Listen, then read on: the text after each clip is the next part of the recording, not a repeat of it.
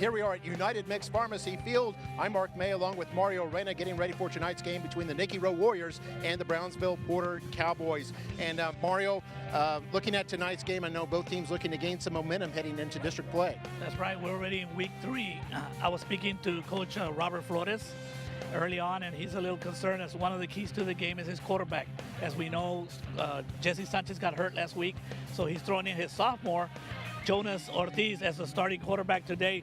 But I did not realize that for Coach Oriste and for the Cowboys, his quarterback is just a freshman coming out of junior high. So that's one key to the game. Who's going to play better? They're young, and you expect them to make mistakes. For Porter, they haven't won a ball game in quite a while, so they're looking to see if they can be consistent on all assets of the game, on offense, defense, special teams. And at the end of the day, many of these games can be determined by turnovers. Yeah, turnover is always a key factor. I know Porter has struggled to score points of late, only 7 points in each of their, 7 points and 14 points in each of their first 2 games, both of them losses. And Nikki Rowe has put some points up on the board, 30 against Edinburgh in a win, and then 20 against Mercedes last week, which was a 7-point loss. So when Nikki Rowe, we know, can move the football, of course, with the new quarterback, we'll have to see how that works out. And then Brownsville Porter, as you said, they've got a freshman at quarterback there, so that's always a question mark. We'll see how things turn out. So we'll continue with our pregame show in just a moment. By the way, this new desk, forgot to mention that, but our plant operations here at McAllen ISD constructed this very week. It's freshly painted, in fact, a little bit sticky and stuff. It's just hot off the presses, and we appreciate their efforts to help us bring you a quality program and a pregame show. So we really got to bring it now because we're looking like this is a high school facility, correct? And you're looking at the scoreboard back there, and so it's just an awesome feeling. McAllen ISD, A+ all the way. Yeah, our 65 by 75 foot scoreboard in the background behind us, the biggest scoreboard around. And of course, we've got the nicest set now here for our pregame show. But we'll continue with our pregame in just a moment. You're watching Football Night in McAllen.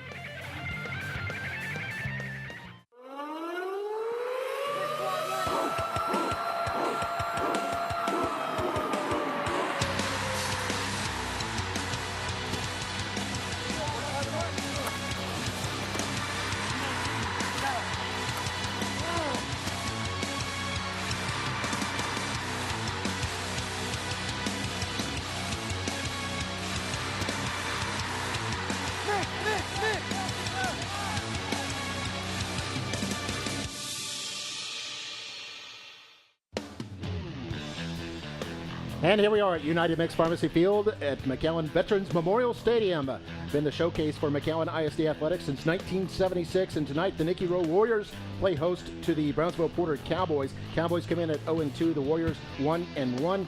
And as we listen to the respective alma maters for each team, getting ready to start this game. It'll be Nikki Rowe going on offense first, and so we'll see the quarterback, the sophomore Jonas Ortiz, early on, and then Radel Garcia will be his main ball carrier, and of course his targets will be Ruben Saenz, Hector Ramirez, Adrian Bernal, and Zach Pettis will be a new starter at tight end tonight. They're the Brownsville Porter Cowboys right there, wearing their white jerseys with the white pants and the red and blue numerals.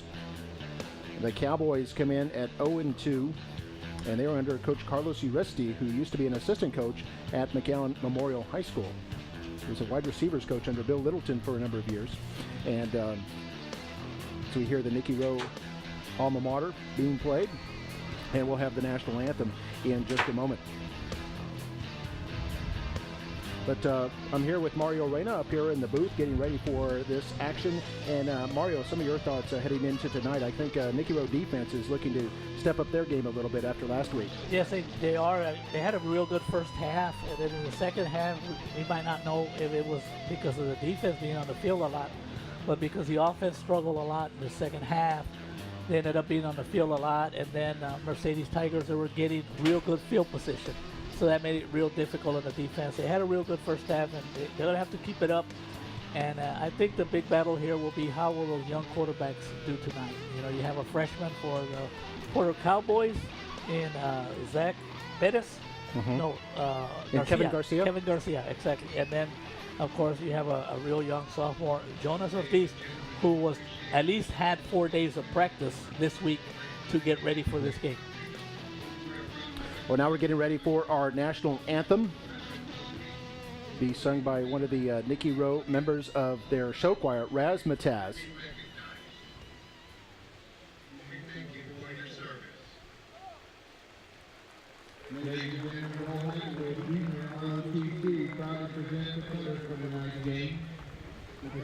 They're presenting the colors out there for tonight's game, the ROTC, standing at the 50-yard line, getting ready for this game between Nikki Rowe and Brownsville Porter, which is coming to you live on McAllenisd.org. We've got the audio and video, which we're allowed to bring on a Thursday night. I know some people ask, how come we don't do this on Friday night games? On Friday night, we can bring the audio, and then the video is uploaded about an hour after the game. That's a UIL rule that we have to follow there. But tonight, it's carte blanche. We can bring you the whole game from start to finish, and we'll have that right here for you at McAllenisd.org.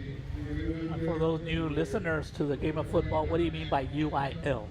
Well, the UIL, University Interscholastic League, which is the governing body for competition amongst high school athletics. Not just athletics, but also like your UIL, your number sense, and your spelling, and so on. National anthem. You see by the dawn's early light what so proudly we hailed at the twilight's last gleaming, whose broad stripes and bright stars through the perilous fight o'er the ramparts we watched were so gallantly streaming, and the rocket's red glare, the bombs bursting in air, gave proof through the night that our flag was still there. Oh, say does that star-spangled banner yet wave o'er the land of the free and the home of the brave? Well done, Colin Smith, a singer with Razzmatazz, the show choir at Nikki Rowe High School. Razzmatazz, unique to Nikki Rowe. It's a show choir, goes around, does a lot of touring. They do a lot of gigs, usually about 75, I think, across the whole school year. So we appreciate his efforts and his talent here tonight. And the Nikki Rowe Warriors getting ready to take on the Brownsville Porter Cowboys. Coming your way in just a moment, it'll be Nikki Rowe who will be receiving. So as we kind of look at the starters for the offense for Nikki Rowe, I'll have Jonas Ortiz coming up at quarterback, the sophomore, Radel Garcia in the backfield, Ruben Saenz in the backfield, and then the receivers Hector Ramirez, Adrian Bernal, and Zach Pettis at tight end. There's Nikki Rowe getting ready to come through their run-through. Brownsville Porter Cowboys just coming out. So you can see I think that's the Cowboys fight song that's being played right now. And now the Nikki Rowe fight song coming in. A pretty nice run through for the Cowboys. Yeah, they have a neat one. It's kind of unique. Nikki Rowe, eager and excited, ready to run out there onto the field.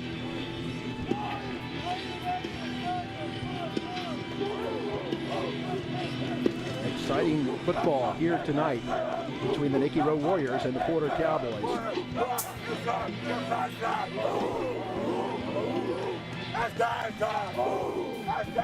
And here they come, the Nikki Rowe Warriors.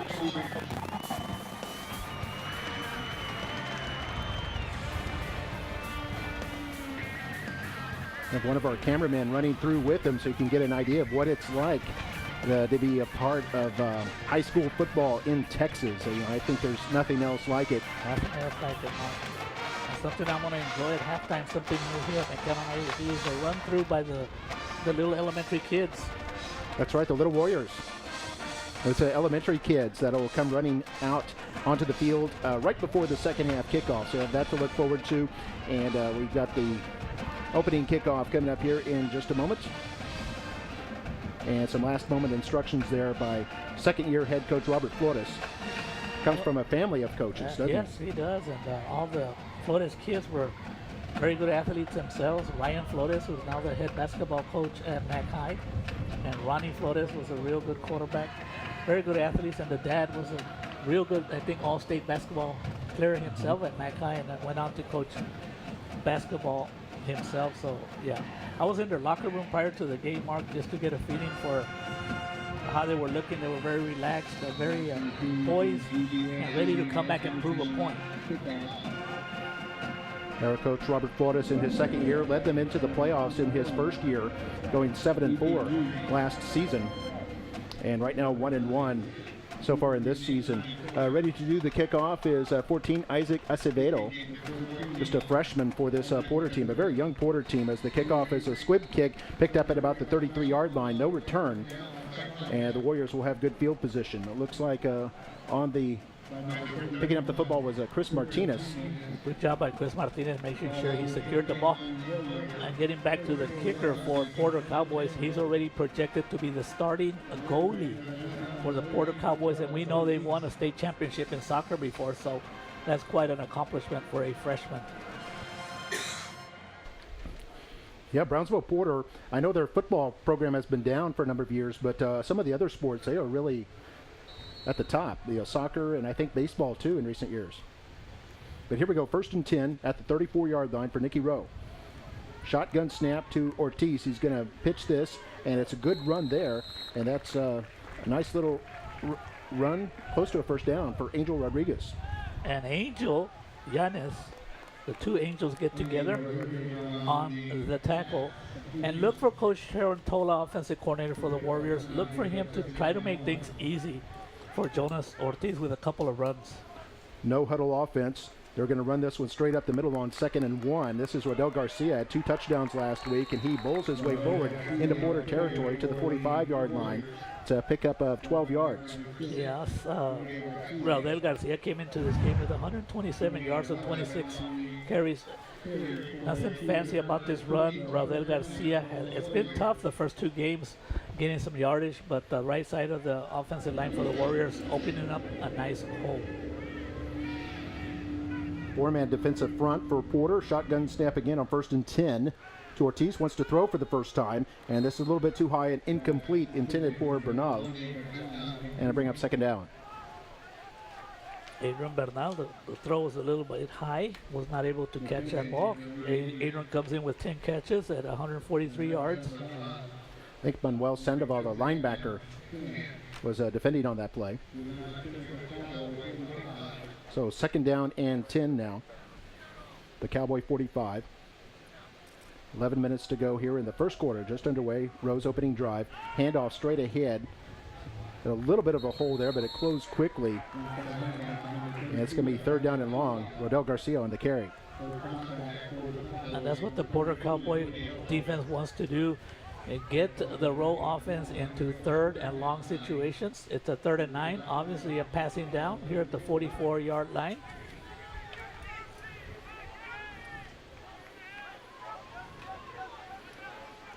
So yeah, just 1 yard by Garcia. So 3rd and 9, gonna go with a quick out to the right side. Bernal has room, has the first down and more.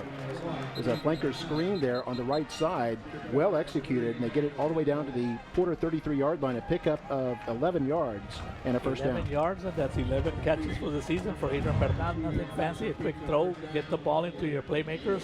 Adrian Bernal, no pun intended, but he is the playmaker on the Rowe Warrior basketball team.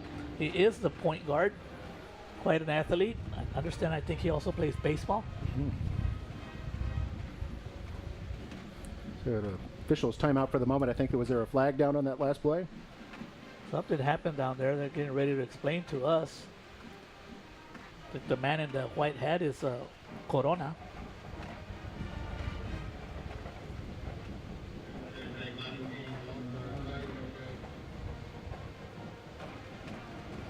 We have a sideline warning on Nikki Rowe. That's a 5-yard penalty. Assist at the end of the run. Still third down. So it takes away the first down, Mark. Brings it back to a third and like 2-yard situation because it's a point. It's an unusual penalty there, and that's early on. That is, yeah, that is unusual. It what was a first down now becomes 3rd and 2. So Nikki Rowe not out of the woods yet. Man goes in motion. That's Ramirez. They're going to hand this off straight ahead, and no room at all there for Garcia, who nearly breaks a tackle, but it's going to be whistled down at about the 35-yard line. Good job by number 88, linebacker Manuel Sandoval. And Mark, those are the kind of plays that hurts yourself when here you take a look at the backs of the receivers for the Warriors. Yeah, Ortiz, Garcia, Pettis, Sainz, and Ramirez and Bernal in there. You can see 4 of them are seniors. And there's the offensive line: De La Rosa, Quiroz, Paredes, Martinez, and Davila. Davila, sophomore. The rest are seniors. So 4th down and 4. Rowe will go for it. A quick out to Bernal. Breaks a tackle, has the first down. Breaks another tackle, still going at the 30. Turning his way to the 25-yard line before he's brought down by David Fernandez. So a gutsy call there for the Rowe Warriors, and it pays off. Down. And Coach Robert Flores trying to get that confidence on the offense. And give credit to Radel Garcia, who did not carry the ball, but he's actually, we can see on the replay, he's the one that actually blocked and gave an opportunity to Adrian Bernal to get that first down. First down, the Rowe Warriors. Warriors still their opening drive all the way down to the Porter 25. Ortiz wants to throw on first down. Nowhere to go, so he's going to run it. Flag goes down as quarterback is tackled at about the 19. And Mark, this play is going to come back. There's a block on the back. I saw it from way over here. What is your estimation, Mark? How far away would you think we are up here in the press box? Oh, I'd say 300 feet. 300 feet.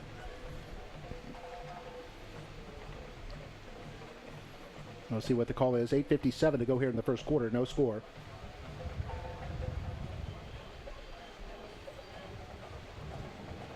Illegal block in the back. On the offense, number 10. That's a 10-yard penalty from the spot of the foul. Still first down. And those are the type of penalties that hurt a team, Mark. And also, it's a type of penalty that it did not help. It did not help Jonas Ortiz because he had already passed where that infraction occurred. And here are the officials: David Corona, Esteban Martinez, Leo Dominguez, Caleb Joseph Cavazos, and Rudy Garcia. All right, here we go on first down and 17. There's an end around to the right side. Noe Ramirez nearly breaks the tackle, gets all the way down to the 19-yard line, a 13-yard pickup. So they get all the penalty yardage back and then some. And congratulations to Noe Ramirez. I believe that's his second carry of the year. He came in here with a -1 yard. So now he'll be in the positive side. On the tackle again is Angel Yanes. So it's now 2nd down and 4. Ramirez in motion. They fake to him, hand it off straight ahead. And this is going to be close to a first down here. I think that's Garcia, and it is. And I think they're going to spot this at the 16. I think that'll be enough for a first down. It'll be 3rd and 1, Mark. Number 75 on the tackle for the Cowboys, George Ramirez. Well, you're right, 3rd and less than a yard. Rodriguez in motion, handoff Garcia over right tackle, breaks a tackle, first down, crosses the 15 to about the 14-yard line. This is exactly what the Rowe Warrior offense needed. Stay on the field, get a couple of first down, get some confidence into Jonas Ortiz and the offensive line. Yeah, this drive now over 4 minutes old. We see Ramirez go in motion, first down at the 14, play action. Ortiz rolls out, going to throw for the end zone, and it's intercepted by Porter. So the first time Rowe goes deep, tried to catch Porter napping, but the Porter secondary ready for it. Pass was intended for Ruben Sainz III, and an interception there by the Porter Cowboys, and they'll start up at their own 20. Good job on the defensive back. Ramiro Martinez was not fooled by the fake handoff, especially after a first down. And the interception was number 8, Emiliano Salazar.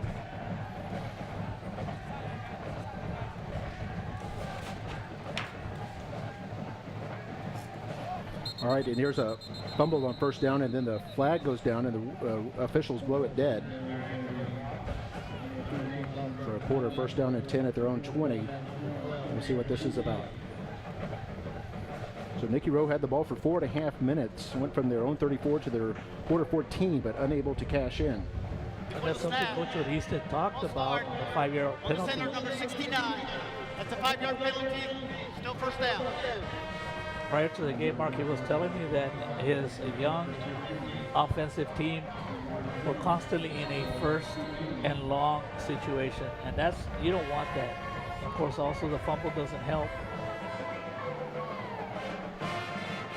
And of course, at number 12, there's their freshman quarterback, Kevin Garcia.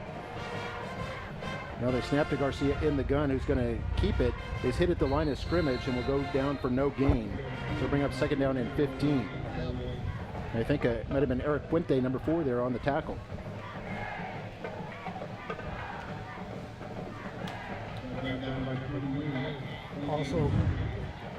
Also in on the tackle was 28, Angel Rodriguez.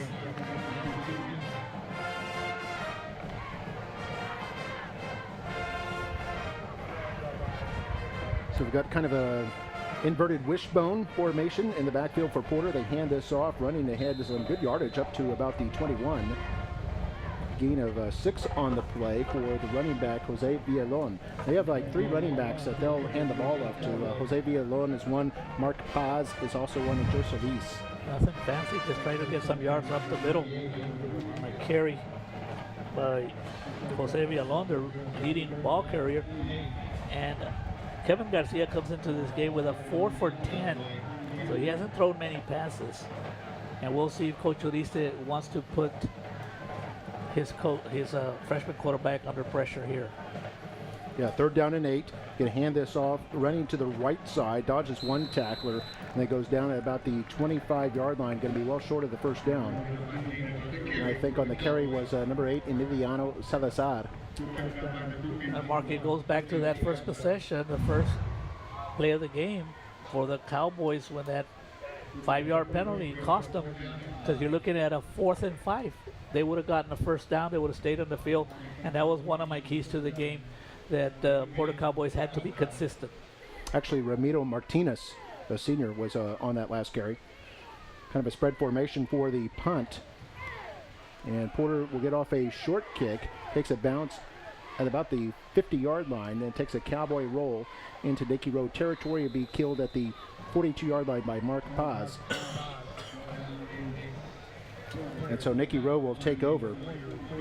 Nikki Rowe in their first possession showed a lot of promise as they marched down the field, took up a lot of time off the clock, but ended with a turnover. And now their second possession begins in good field position at their own 42. 5:20 to go here in the first quarter. And Mark, for people that want to tune into this, where do they go? How does this work?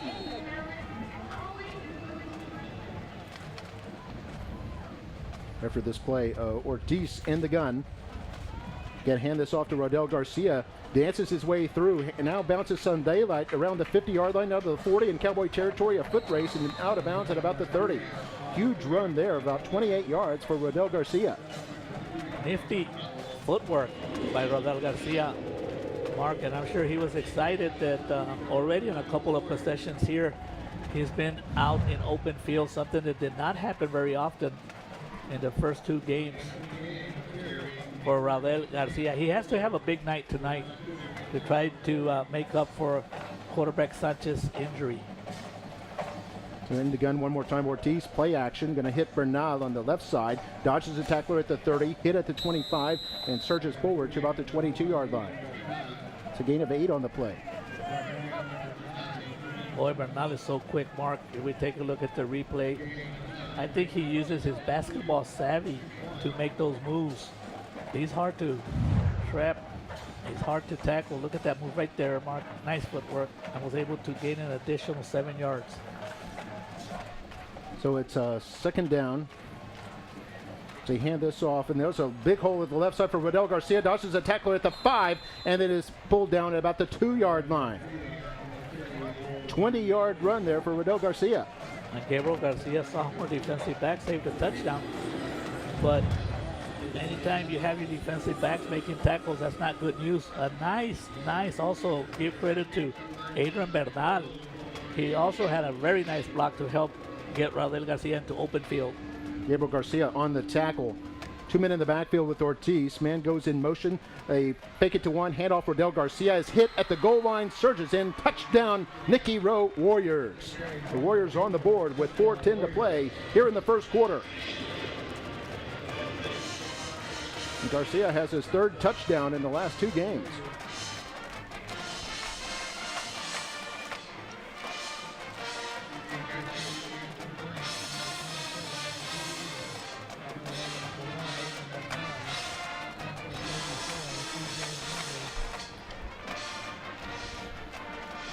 Here's the extra point try. High snap goes over the holder's head. They have to fall on the football, and there will be no extra point try. So the score, Nikki Rowe 6, Brownsville Porter nothing. 4:10 to play here in the first quarter. We'll take a break and leave you with a look at that touchdown run by Radel Garcia as we go to break. You're watching Football Night in McAllen.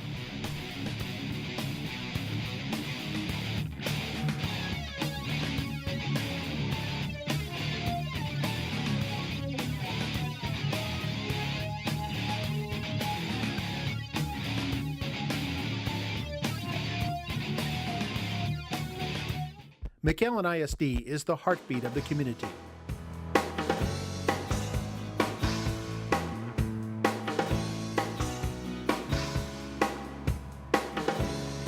McAllen ISD, excellent since 1908. Beautiful night for football here at McAllen Veterans Memorial Stadium. You can see the majestic scoreboard there on the left side of your screen. Old Glory in the middle. And getting ready for the kickoff here as Nikki Rowe leads 6-0 over Brownsville Porter. And that last play, Mark, Radel Garcia basically introduced himself to number 3, Daniel Franco, right at the goal line.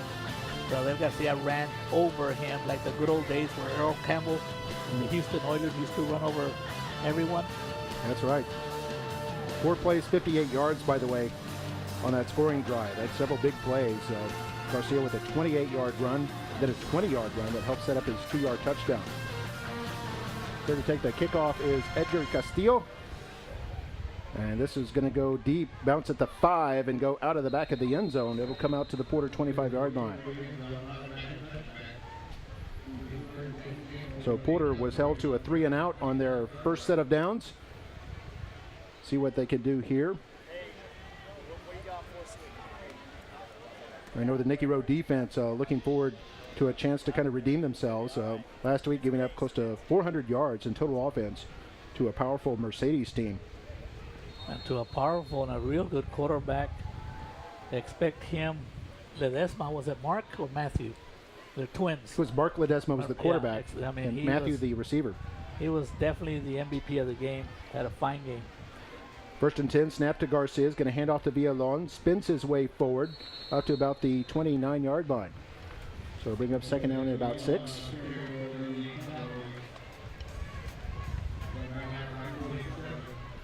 Villalon is a senior. A senior, and he came into this game with 78 yards rushing. Only on 12 carries, so he has had some success getting about 6.5 yards per carry. Clock under 4 minutes now to play in the first quarter. Been kind of a quick quarter. Both teams kind of kept it on the ground with the young quarterbacks.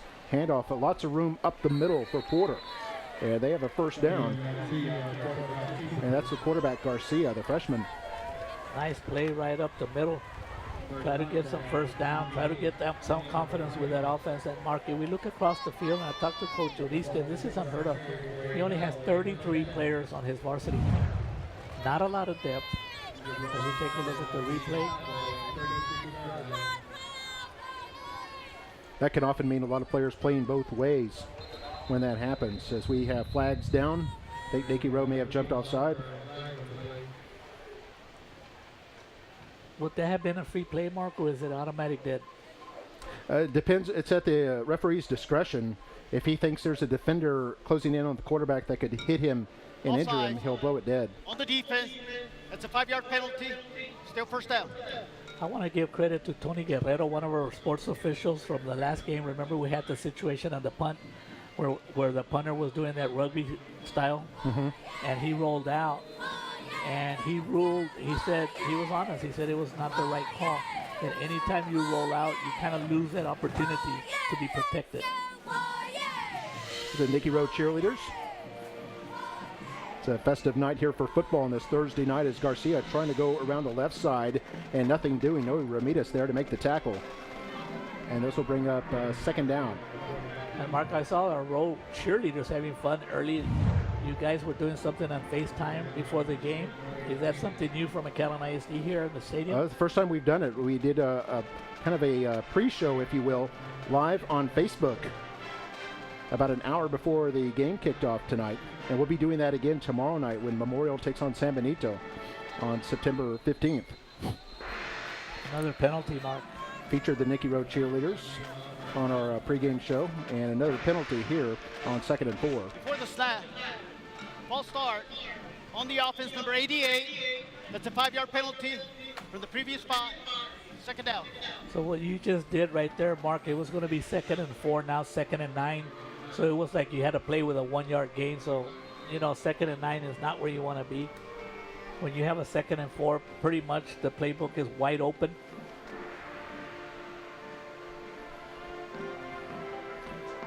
Snap to Garcia, has time, going to throw long over the middle, and it's caught in Nikki Rowe territory. Catch made by Baldemir Acosta. It's a tall, lanky receiver. And that's Porter's biggest play of the evening so far. You can see why, Mark, Kevin Garcia, as a freshman, putting the ball right where it needs to be. And on the tackle was Noe Ramirez. 22 yards on that pickup to the Rowe 41-yard line. Handoff Villalon. Villalon is hit in the backfield and falls forward back to the line of scrimmage. A good tackle there for Nikki Rose, the linebacker, José Alonso.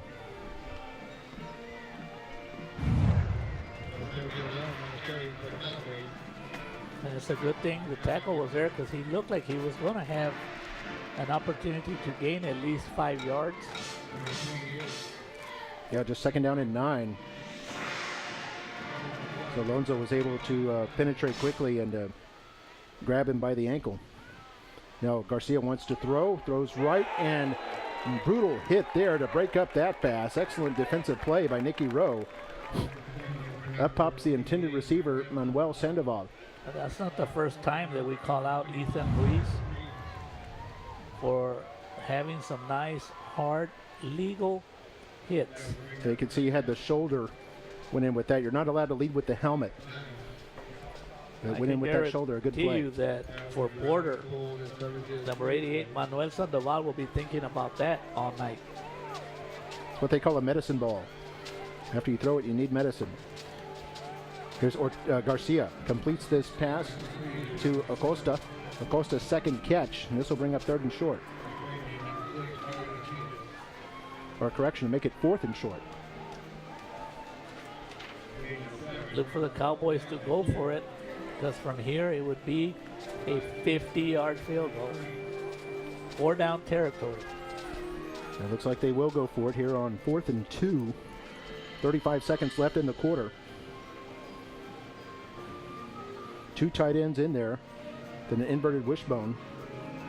And Garcia's going to call his own number, has the first down as he crosses the 30, and then is slammed down at about the 28-yard line. So a pickup of 5 on 4th and 2.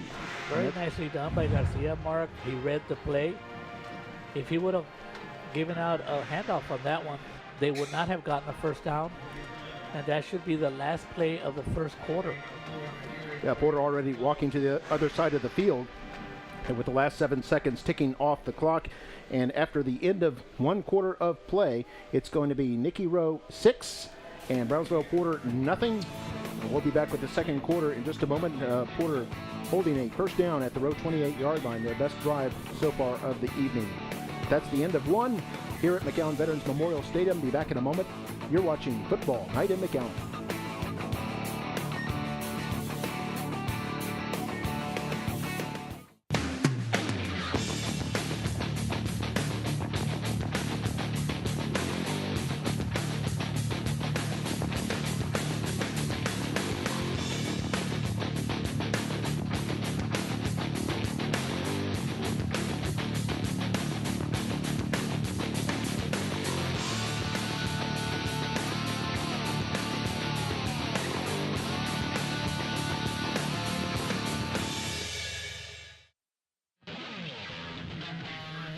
Ready to start the second quarter here on Football Night in McAllen, and Mark May with Mario Reyna.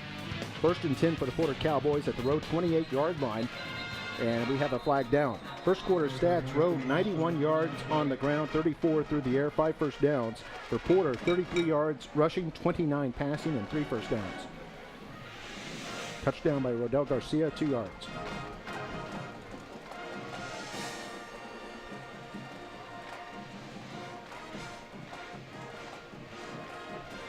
Extra point try was no good, and we're 6-0 Rowe. Illegal formation on the offense. That's a 5-yard penalty. Still first down. And once again, the Cowboys hurting themselves, going backwards on. Those are unforced errors, Mark, and they always come back to haunt you. It's the 3rd penalty on this Porter team, as Garcia gets some instructions from his coach, Uristi. Because of one of those 5-yard penalties, Mark, they were forced to punt earlier in the game. So let's see what happens in this possession.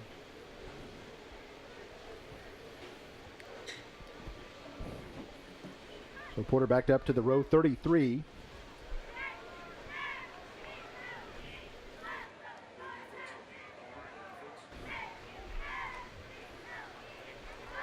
And goes in motion. And he's going to be tackled behind the line of scrimmage by Alonso, who just jumps in there. Great read by Josiah Alonso, just a sophomore. He had a great game last time. He also recovered a fumble. I'm sure his dad is real happy. He's a teacher at Lincoln Middle School, and he's always on the sidelines leading the chain crew. And he also called me up and said, hey, you might see my son catch a ball today, because they played together in a lot of, back when they were little in those leagues, quarterback Ortiz and linebacker Alonso. So we'll see if that happens. Ramiro Martinez on that last carry, which is a loss, 4 yards. It's 2nd and 19, and now we've got a timeout. Yeah, I think the coaches for Porter are on the field already, so I think it's a Porter timeout with 11:18 to play here before halftime. Let's go ahead and look at our defensive starters. Robbie Leal there on the defensive end, the 2 tackles, Jesse Garza and Isaac Mata. Miguel Macias is at the other end. In the linebackers, Adrian Reyes, Osea Alonso, and Eric Puente. 2 seniors and a sophomore in there. And then an experienced group in the secondary, Ethan Ruiz, Angel Rodriguez, Chris Neal is the lone senior, and Noe Ramirez.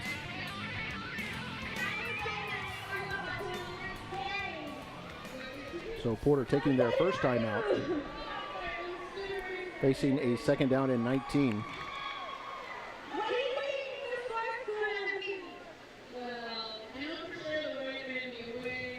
They're doing some interviews on the sideline here on the big scoreboard. We have a sideline reporter there who goes through the crowd and interviews different people, and they put it up on the scoreboard. It's a big crowd favorite here. Nikki Rowe gets some instructions.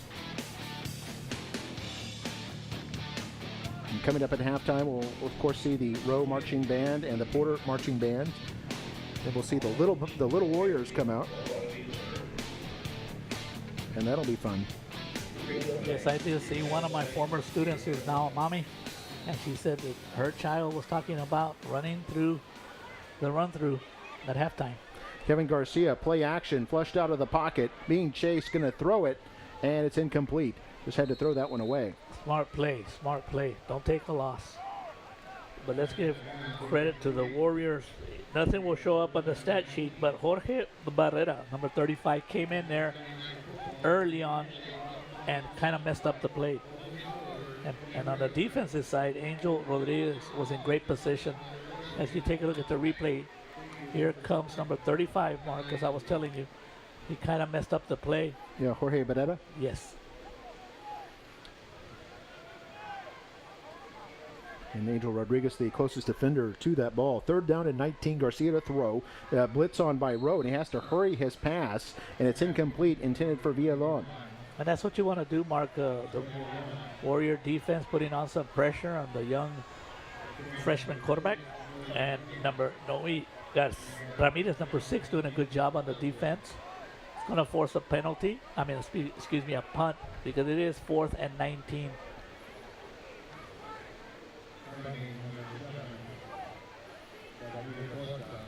There's the punt by Acosta. aiming for the corner. Not bad, but it goes into the end zone. It's going to be a touchback and come out to the Rowe 20-yard line. So 2 punts in this game now for Porter.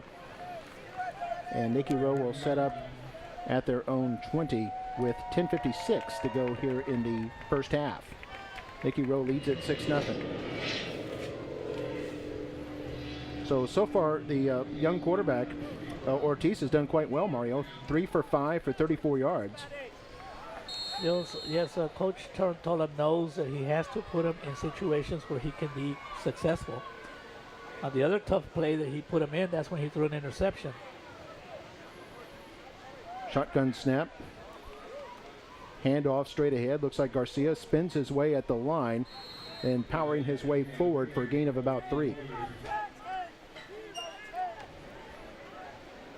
Warriors closing in on 100 yards rushing in this first half. So on the tackle was the defensive tackle, Joseph Suarez. There we see Garcia in the backfield. Bernal lined up in the foreground there. 2nd down and 6. Ortiz wants to throw. This caught by Bernal at the 30-yard line. Should be enough for a first down. Nice rollout and pass by Ortiz. Offensive line doing a good job of giving him time to throw. I think that's Bernal's 3rd catch. What I like about Bernal, Mark, is that he waits to catch the ball. He's not in a hurry. After he secures the ball, then he runs. Gabriel Garcia on the tackle. Big hole here on first down for Garcia. And Garcia surges up for about 5 yards to the 35-yard line. A nice read again by quarterback Jonas Ortiz. He has the option to either hand it off or run himself. And he's spotting the open holes right away. Saw a big block in there by Mark Guidos, the guard. In that last play. Here's a flip to Hector Ramirez. Has room around the left side and then is wrapped up and tackled by Ramiro Martinez. To be short of the first down and bring up 3rd down and short. Look for a run up the middle by Radel Garcia. Warriors over 100 yards now rushing in this game. Here on 3rd down and short, they hand it off straight ahead. Garcia, big hole and more at the 50 and then wrapped around at the Cowboy 45-yard line. It's a rush of 16 yards. Do we have a replay on the voice too, Mark, of what I said right before it happened? I believe I said look for a run right up the middle. So I'm keeping up my 20% accuracy up here. Yeah, you called it. Nice run, nothing fancy. Get that first down and stay on the field. Clock moving at just over 9 minutes to play here in the second quarter. Angel Rodriguez goes in motion, takes the flip around the left side, picks up some blocks, dances his way to the 40, now down to about the 37-yard line before he's pulled down. Gain of 8 on the play. What offensive coordinator does not like it when you have a 2nd and 2, a 2nd and 3 situation? Makes it a lot easier, and that's the difference in this game. Excuse me. The Warriors are having much easier time. As you see, the Porter Cowboys are in 2nd and 19 situations. And there's Adrian Bernal on the short pass at the 30. First down and more, still fighting down inside the 20-yard line. There is a flag down on the play, but a nice play there by Bernal. I think we're going to have a holding on one of the receivers that was trying to block. It's going to be a spot foul. It's right in the area where holding is often called. Nikki Rowe leading 6-0 here in the second quarter. Holding number. Holding on the offensive 9. It's a 10-yard penalty from the spot of the foul. Still 2nd down. So the 10-yard penalty from the spot will make it like a 2nd and maybe about 5 yards to go.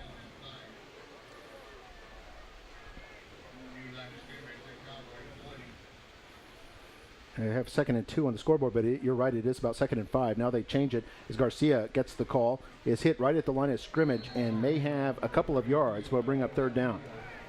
Good job coming up from the linebacker position. Emiliano Salazar helping bring Garcia down, makes it like a 3rd and 3, more or less.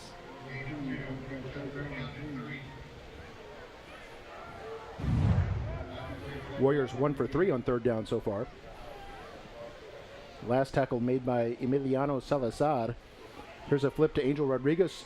Cuts up inside, dances his way across the 35, is hit there, and forced back. Tackled by Daniel Franco.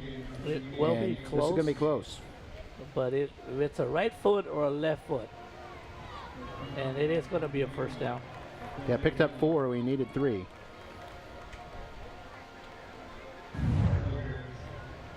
Eight first downs now for this Nikki Rowe team. Some pretty ferocious hitting out there tonight. This non-district action. There's play action. Ortiz wants to throw it. Another short pass. This is Bernal. And Bernal is thrown down at about the 23-yard line.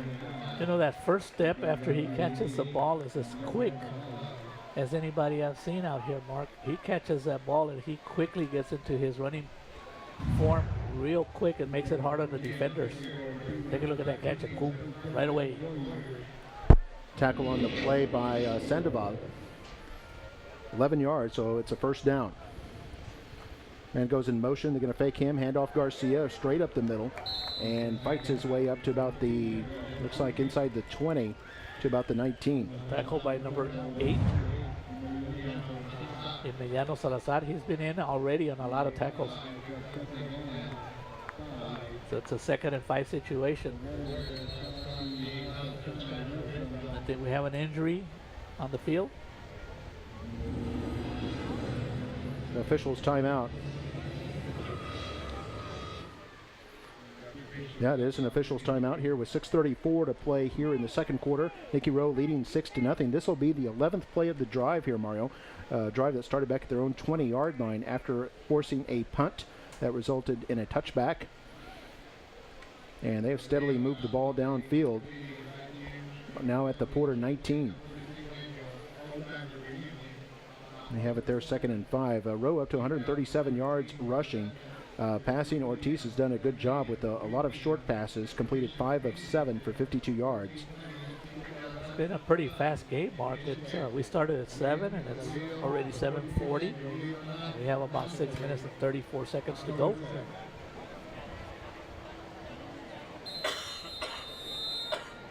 Okay, here they go. Play will resume. It's 2nd down and 5. Clock starts, moving at 6.5 to play. Man goes in motion. That's Snowy Ramirez gets the call. Big hole at the 20, now at the 10. Picks up a downfield block and pushed out of bounds at around the 3-yard line. Could be 1st and goal, but there is a flag down. I think we have another block in the back. Nice, promising play, Mark. And if you take a look at the replay, anytime the quarterback flips it forward, I think it's considered a pass. On the offense, number 75. That's a 10-yard penalty from the previous spot. Still 2nd down. We had a holding penalty, and those hurt. 16-yard gain is wiped out. And this will come all the way out to the 29-yard line. Well, you know, number 75, poor guy. Big kid, so he's easy to spot. So, Mark, it's only a 10-yard penalty, but if you really take it away, they would have had it inside the 5. It's really like a 25-yard penalty that doesn't go down as a 25-yard penalty. But yeah, 1st and goal becomes 2nd and 15. So here they're going to flip it to the right side. Noe Ramirez, same play again to the right. Has a downfield block at the 20, cuts inside at the 10, and is in for the touchdown. Great blocking on that play. No flags, and Nikki Rowe has doubled their lead. They now lead it 12-0 with 6 minutes to play here in the second quarter. Nice play, and let's give credit to Hugo Bosquez. Was actually a linebacker in on offense on that one. Downfield. I always love to give them credit. Because we all have a tendency just to remember who scored the touchdown. Noe Ramirez, who scored against Mercedes last week, now has scored 2 weeks in a row. Bernal will be the holder. Good snap, good hold, and the kick by Castillo is good. Look out. And our score with 6 minutes to play here in the second quarter is Nikki Rowe 13 and Brownsville Porter nothing. We'll leave you with a look at the touchdown, a terrific 29-yard jaunt by Noe Ramirez that goes in for the score. Take a look at Ramirez, Mark. But look who's in front right there, number 42, helping out. Yeah, good block by Hugo Bosquez. And a touchdown for the Warriors. They lead it 13-0. We'll be back.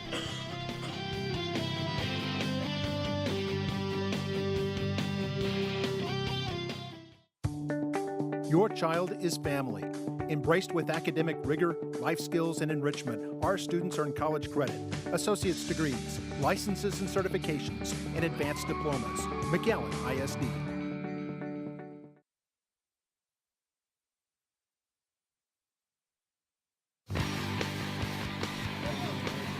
And we're back here at United Mixed Pharmacy Field, and the Warriors leading at 13-0. A 29-yard run by Noe Ramirez. So they called the play to the left side. Ramirez runs for 16 yards, sets up an apparent first and goal. It's called back by penalty. No problem. They just called the same play to the right, and it goes for 29 yards and a touchdown. So Ramirez gets credit for a longer run. That'll pad his stats a little bit. And more importantly, the Rowe Warriors on top by 2 touchdowns. Castillo's kickoff. Field at the 15. It's touched by a Cowboys. It goes out of bounds. So that's going to be Cowboy football backed up at their own 11-yard line. So a bit of a miscue there for Porter on the kickoff return. They'll be at their own 11, their worst starting field position. Back to our keys to the game, Mark. That's what's hurting Porter so far. We talked about being consistent, and the inconsistency has really hurt them.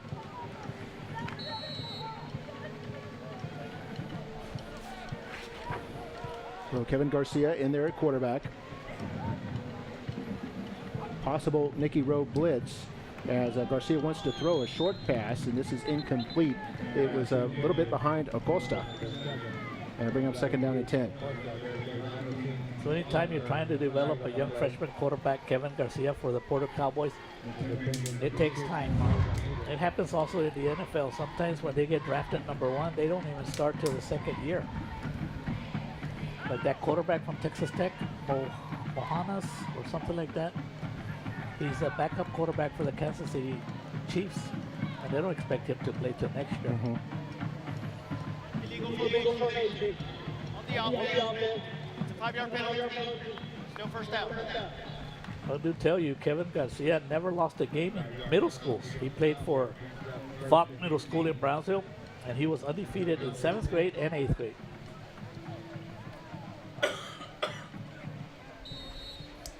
So they'll get the down back. It'll be first and 15. So they're backed up to their own 6-yard line. Garcia rolling out to his right. Nowhere to throw as he's being chased. Now it's going to have to throw this one away. And it'll be second down and 15. Very smart play. Goes as an incompletion. But Kevin Garcia does not want to throw an interception on this side of the field, Mark, because it can quickly go to 20-0. I think it was, 44 Hunter Wise who's giving chase here for Nikki Rowe. And Garcia was running out of space, and he had to let that one go. And about 1 more second, and the hunter becomes the real hunter of the quarterback. But you're right, smart play by Garcia to throw that away, not try to force something. Second down and 15, Porter backed up into their own 6-yard line. And a quick pass intended for Acosta is incomplete. I think that was Noe Ramirez guarding on the play. And I bring up third and 15. The other hard part about this, Mark, is that the incompletions also stop the clock. So the Rowe Warriors don't even need to use any of their 3 timeouts. 5 minutes and 45 seconds to go. If they don't get a first down, they're going to get the ball back with about 5 minutes to go, and it should be in good field position with 3 timeouts.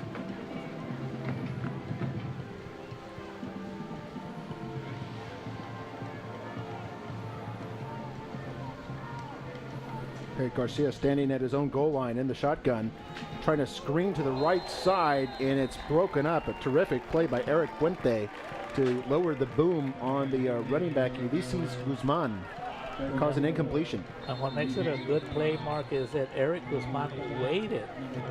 You don't want to hit the receiver too soon, because that will cost you a penalty. He just waited, gave him the opportunity to catch the ball, and then nice legal hit. Well, we've got a timeout called on the field right now. Order. That's the second short timeout of the first half. Yeah, Porter's second timeout with 5:39 to play here before halftime. And Nikki Rowe on top 13-0. And Rowe, as you said, Mario, has all three of theirs in their pocket. And looks like having forced a punt here, they're going to end up with the ball probably in Porter territory.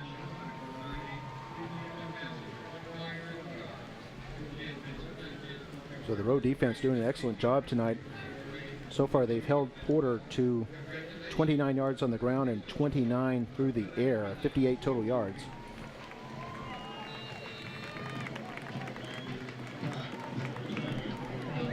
Costa will be standing in the back of his end zone, ready to punt. And this is a good one. This is going to be high and fielded by Rowe, and it's a ball comes loose, and the ball is picked up by Porter. So it's muffed by the Rowe Warriors at about the 45-yard line and picked up by the Porter Cowboys. A recovery made by number 44, Mark Boz, one of their running backs. And the first turnover of the game on Nikki Rowe. And it'll be Porter football. That's exactly what the Porter Cowboys needed, a break. They take over in pretty good field position. But the fact that the Warriors don't take over themselves with an opportunity to go maybe 20-0 up.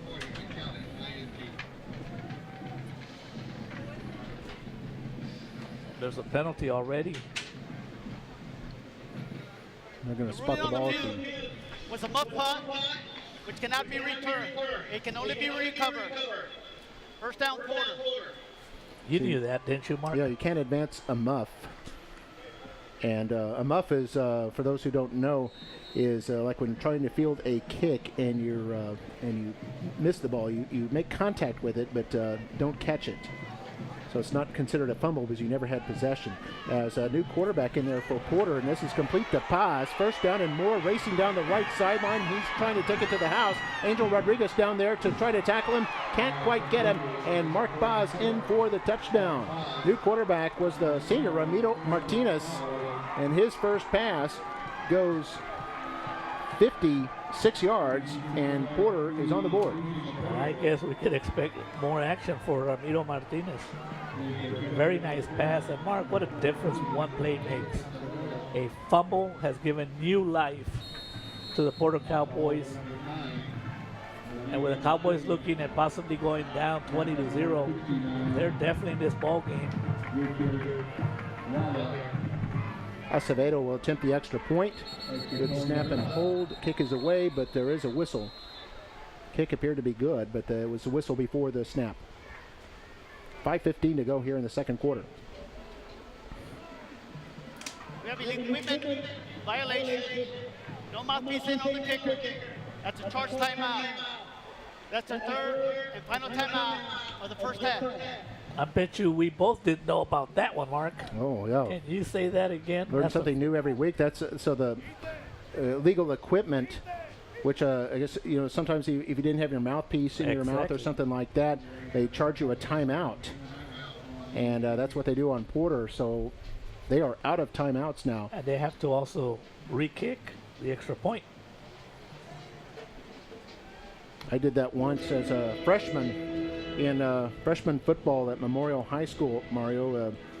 The coach sent me in, and I lined up with my very first play of any game ever, and had my mouthpiece dangling from my face mask, and they charged our team with a timeout. And the coach immediately pulled me back out, and that was the only play I was in for that game. Well, at least you got to play, Mark. At least I was in there. Because my football career was a great career. Was voted. I was actually voted the best water boy on the team. Best water boy. How many water boys were there? We had about 3 or 4. Oh, okay. So there was competition. That was competition. So I hope you're enjoying our game. Nikki Rowe on top of Porter, 13-6. About to see the extra point here for the Porter Cowboys. Nikki Rowe have all three of their timeouts in hand. And here's a high snap. Kick is up and away, and it is good. 5:15 to go here in the second quarter, and it's Nikki Rowe 13, Brownsville Porter 7. And we'll take a break. We'll leave you with a look at the touchdown, a 56-yard pass and run for the Porter Cowboys, and they're on the board. We'll be back in a moment. This is Football Night at McAllen.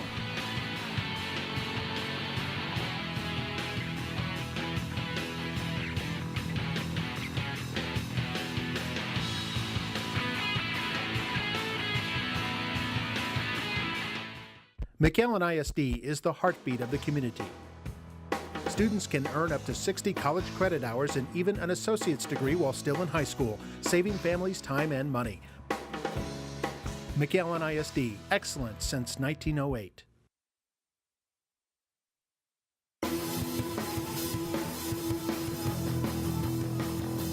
And we're back here. This non-district action, 13-7 is our score. Warriors leading the Cowboys. And there's another look at the touchdown. Mark Foss with a short run out of the backfield, caught a little 5-yard out pattern, then turned it upfield and was able to pick up a couple of blocks and race to the end zone. Vladimir Acosta helping out, blocking downfield. And Porter had almost as many yards on that touchdown play as they had an entire game to that point. They had 58 total yards, 56 on that touchdown. Here's Acevedo about to do the kickoff.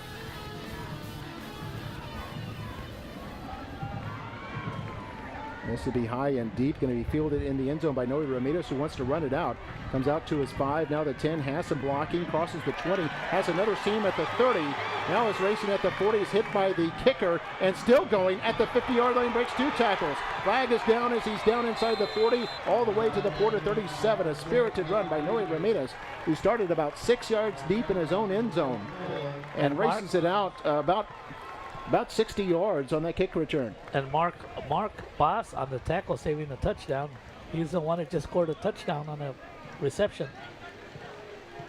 And, you know, I thought I saw a flag down, but it doesn't look like there is a flag, so this kick return will stand. I was about to say, what is he doing coming out with that ball 2 yards deep, but I guess he knew what he was doing. Yeah, 63-yard kick return. And here they are on 1st and 10 at the Porter 37. They handed this off. That's Garcia. And he tripped up at the 35 after a gain of 2. And we're pretty much, Mark, with such a good run back and 4 minutes and 50 seconds to go in the half and 3 timeouts, the Warriors have everything in their offensive playbook available for them. And we're going to take a break as there's an official's timeout on the field. Our score, Rowe 13, Porter 7, will continue in a moment on Football Night in McAllen. Don't pay more for the Ford you really want. Get more than what you pay for at Bogus. No extra charge for Valley-friendly service or more selection from 2 locations. It's better at Bogus.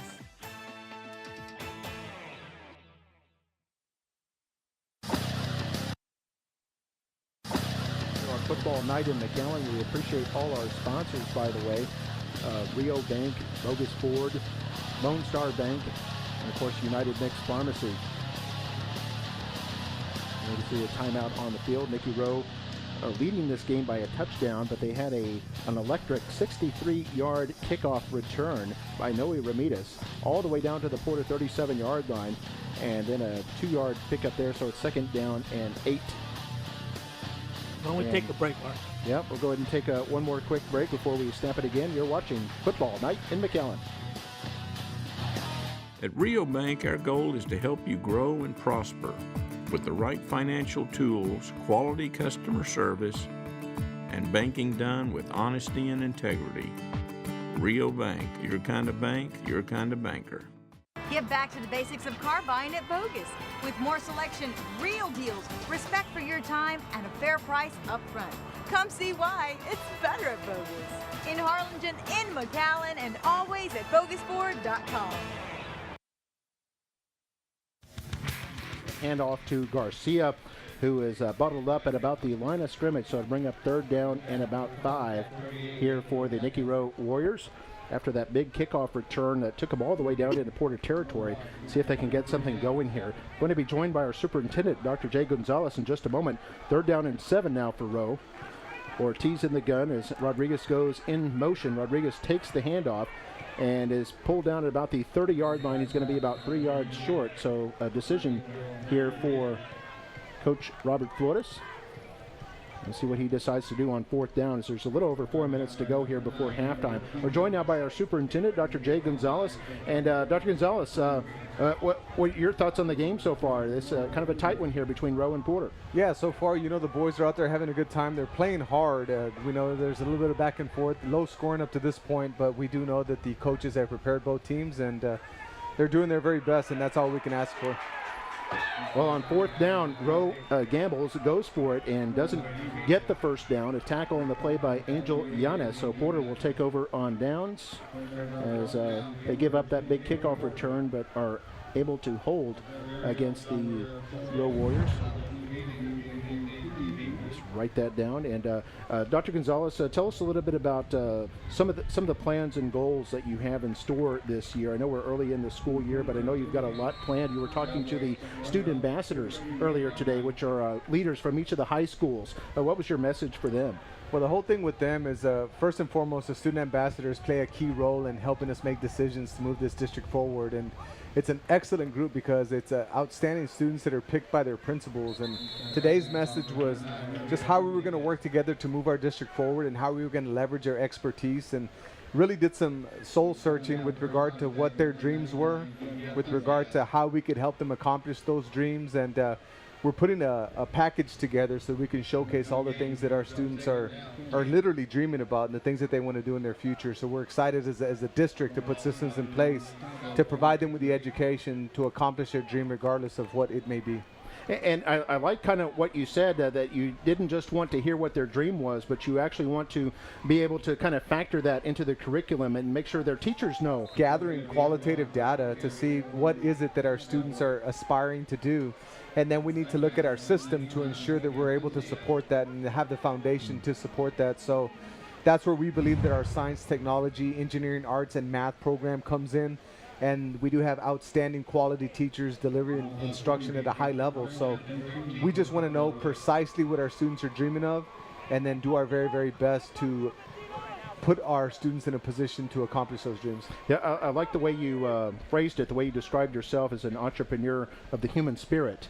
And I think the kids really resonated with them, as we're going to produce a video with some of those kids talking about their dreams and their ambitions and how they're going to get there. I know it's one thing to just talk about it, but I know you want them to be equipped and empowered to be able to make it happen. And that's one of the things we're trying to do here in the high school level. And that's exactly what we want, Mark. We want our kids to be able to compete with anybody, anywhere, regardless of the university they choose, or regardless of the military branch they choose, or regardless of whether they go into the workforce. Wherever they go, we want them to be able to compete at a very, very high level. So it's our job as educators. As you mentioned, we are entrepreneurs of the human spirit. We are in the dream business.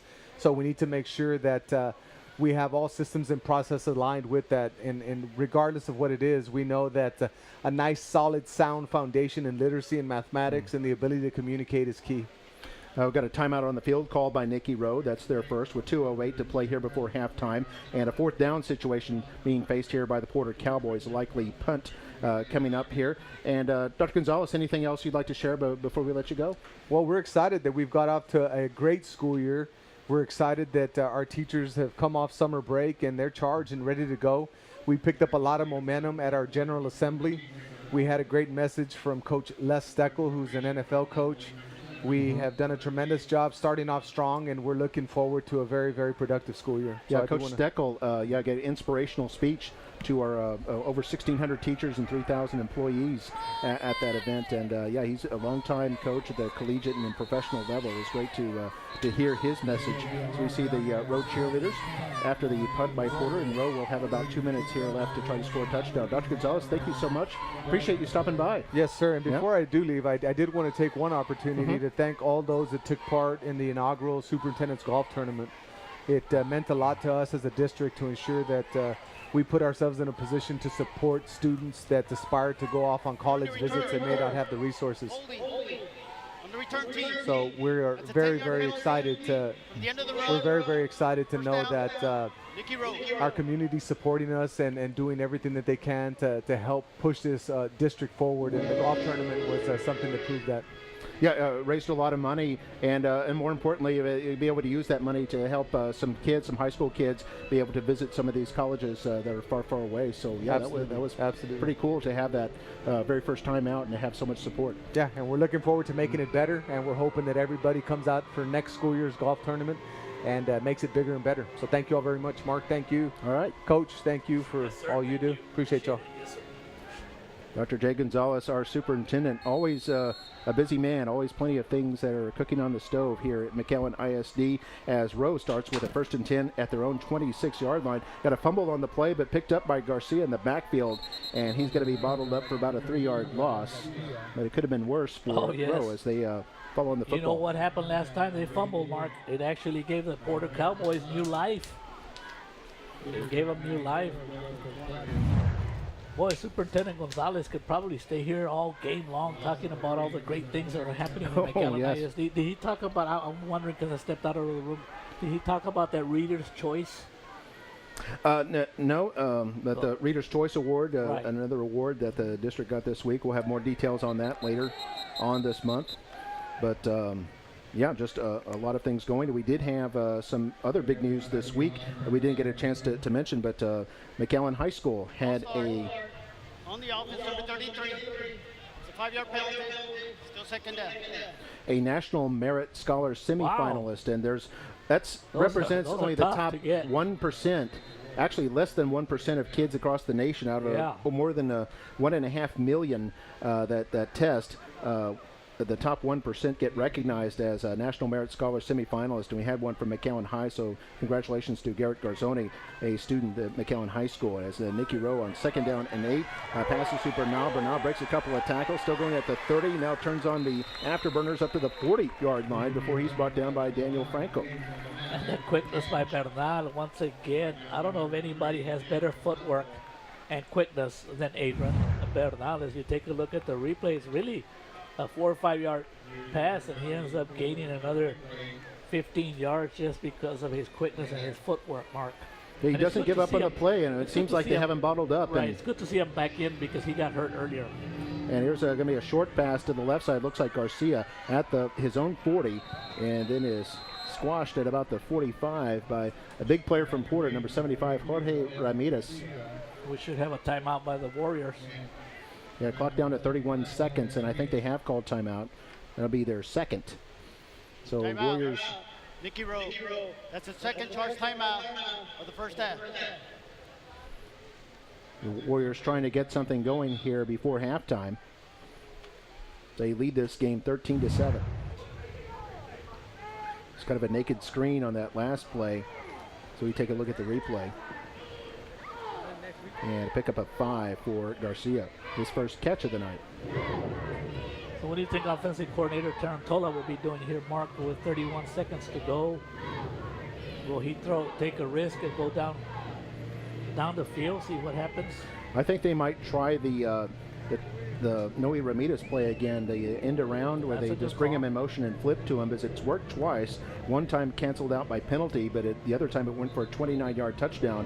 They could run it maybe to the wide side of the field, which would be toward the right, give him more running room, but they seem to have had some good success with those plays where they put him in motion and then flip to him. Coach Tarantola is also part of my health and physical education department at Rowe High School.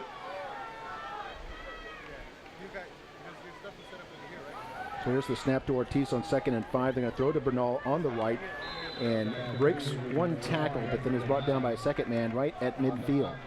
Should be enough for a first down. And that stops the clock. So it's clock time. Yeah, it does stop the clock momentarily while they move the chains. Rowe has one timeout in their pocket. Would like to save that for a field goal attempt. 24.5 as Ortiz now being chased. Going to throw it long. Man, it's open down there, but it's incomplete. A little bit too long, intended for Zach Bettis, the tight end. But nice to see that cannon arm there by Ortiz as he launched one. He does have a good arm. You can see why he's the starting quarterback. He took a shot just as he threw the football. And defending on that play was number 6, Gabriel Garcia. And Zach Bettis was open. The ball was slightly overthrown by about a yard or two. The clock is stopped at 16 and a half seconds before halftime. Rowe does have the one timeout. And I think there was a penalty. Maybe roughing the quarterback. It is against Porter. A personal foul. Roughing the passer. Number 92. Hitting the quarterback before the knees. While in the passing formation. That's a 15-yard penalty. Automatic. First down. Now that's a big 15 yards, Mark. It almost gets them very close to field goal position. Yeah, it puts them down at the Porter 34-yard line. But maybe another 15 yards. They'll be in range. As there's 16 seconds, they throw this over the middle, and it's incomplete, intended for Bernal, who was uncovering there on the post pattern. But one of the Porter players able to get his mitt on the football and knock it down. That was Jose Villalon, one of those two-way players who plays running back and defensive back. We take a look at the replay. It was close. Actually, it was Bernal who got the hand on it, but unable to bring it in. He was drawing a lot of attention. There was about 2 or 3 safeties and defensive backs right on Bernal. How many catches does he have already? At least 5? He's got about 4, maybe 5. Overall, Nicky Rowe receivers have caught 8. So with 10 seconds left, they do have a timeout as they throw to Bernal, and Bernal can't hang on. Incomplete. Very rare drop. They had the screen pass set up, and now, a flag comes in well after the play. So this might be an unsportsmanlike conduct or something like that. We'll see what this is about. That's a big one. This So pretty much, Mark, after this. Unsportsmanlike conduct on the offense, number 1. Yeah. Slamming the football on the turf. That's a 15-yard penalty. Bernal was so disappointed with himself that he. Yeah, you saw him tap his own shoulder pads, like saying, that's on me. Yeah. So a credit to him for taking the responsibility, but that little move right there cost his team 15 yards. On the replay, he realized but he understands that he can't be doing that. That just basically, all you have here with 6 seconds to go, Mark, is if you can throw it just for the old Hail Mary. Yeah, they're out of field goal range, as they were marched back 15 yards there. 7 penalties on Rowe in the first half. And so Rowe using their last time out here. I just air it out for the end zone. We've already seen on the couple plays ago that Ortiz can just about reach the end zone from where he is. Maybe around the 10-yard line. It's a good shot there. You can see the whole field right there in front of you. Porter has to be happy, Mark, that I bet you they haven't been in many games where at halftime they're only down 13-7. Yeah, there are two games, both losses. They lost by scores of 35-14 to Brownsville Rivetta, then 35-7 to Brownsville Hanna. So here we go, last play of the first half, possibly 3rd and 25. Ortiz back to throw. He's going to throw this one long down the right side. Man wide open. It's Garcia at the 20. Racing at the 10. And in for the touchdown. How did that happen? What a play by Nicky Rowe. A perfect call by Nicky Rowe, as I think they put a receiver on the right side to kind of draw coverage, and then Garcia went through the seam. Perfect pass by Ortiz. Garcia catches it around the 20, races in for the touchdown. No time left on the clock, and it's 19-7 here for Nicky Rowe. And that just stuns the Brownsville Porter team. I mean, they were going to halftime thinking we're down 13-7. And Mark, the gift that Rowe gave to the Cowboys earlier, they just returned it. There's the extra point, good by Castillo, and our score, Nicky Rowe 20, Brownsville Porter 7 on the last play of the first half. Take a look at this, it's a beauty, a perfect strike. Garcia gets in there in the seam, races in for the touchdown. That's his second touchdown of the evening, by the way, and Nicky Rowe on top at halftime by a score of 20-7. We got the marching bands coming up. We'll have our halftime stats in the second half of football between Nicky Rowe and Porter coming up as we take one more look at the touchdown before we go to break. You're watching Football Night in McAllen.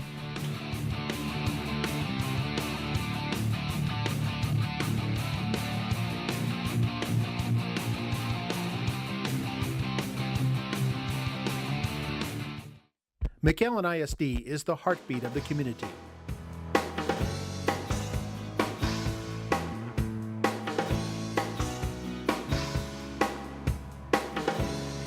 McAllen ISD, excellent since 1908.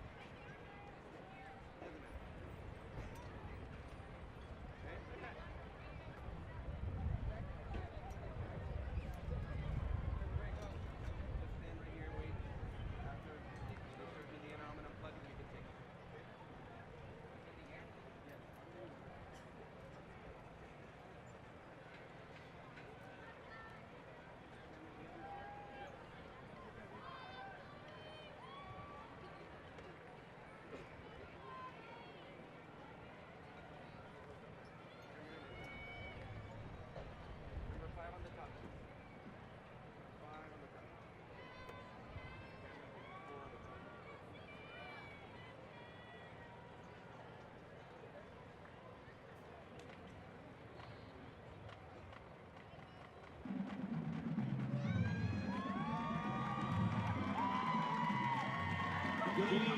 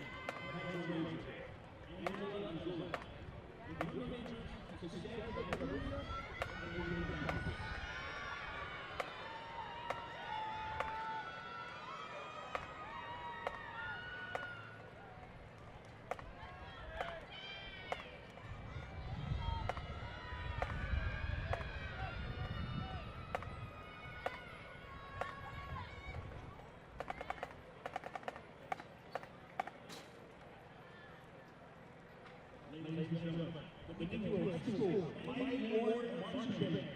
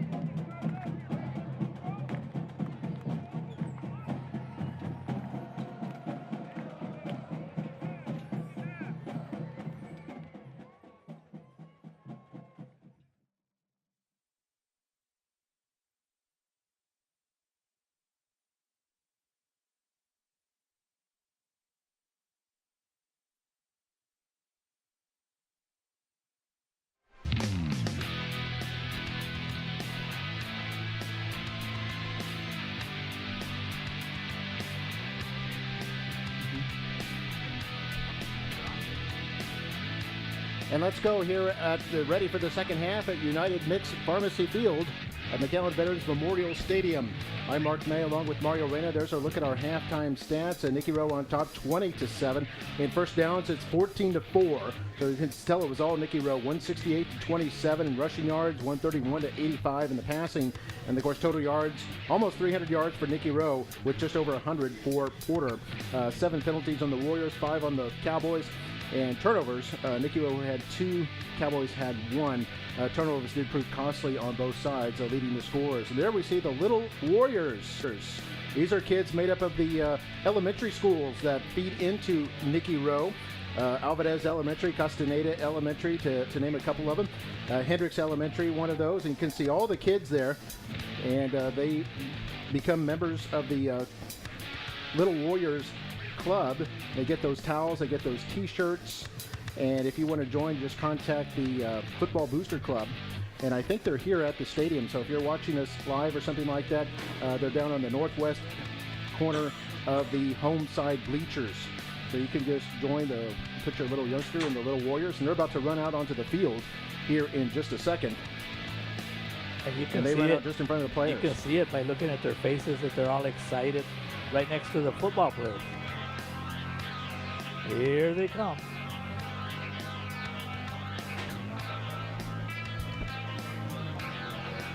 On their mark, get set, and go. Oh, somebody dropped a towel. And then they're getting all the fans excited. Even the referees are just looking at them. And a couple of dropped towels out there. Those kids are excited. And by the way, they're with their membership, they wear their t-shirt to every home game, and that becomes their ticket into the game. So they get in free to all the Nikki Rowe home games.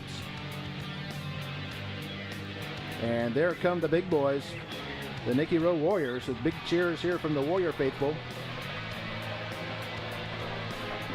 Warriors scored a touchdown on the last play of the first half, a 49-yard strike to Radel Garcia from Jonas Ortiz. And that puts them in front by a score of 20-7. It'll be Porter starting with the football here in the second half. Nikki Rowe will be kicking off. And that should give Jonas some pretty nice stats.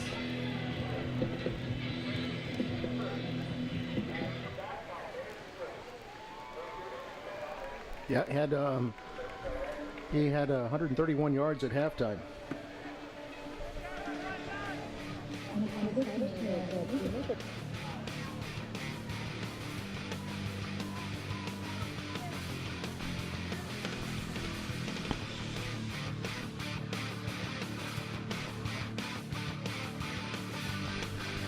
And about to start the second half of action here. It'll be Porter to receive back there to receive the kickoff. The Ulysses Guzman.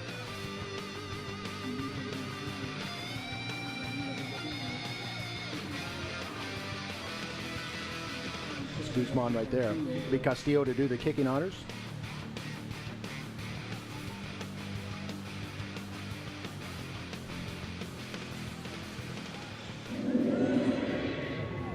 It's a high and deep kick, goes out of the back of the end zone. There'll be a touchback, and Porter will have the football at their own 25-yard line. We'll see what kind of adjustments Coach Uriste will make for the Porter Cowboys. They definitely need a couple of first downs. Stay on the field for a little while. Keep that defense off the field. Let's see what happens.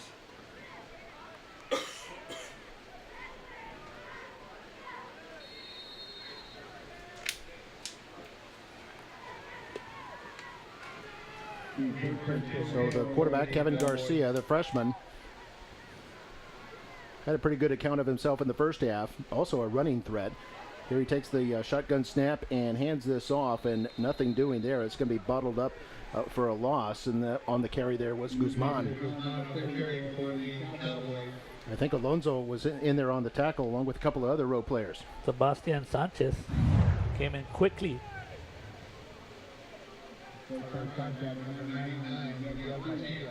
He almost fumbled the ball too.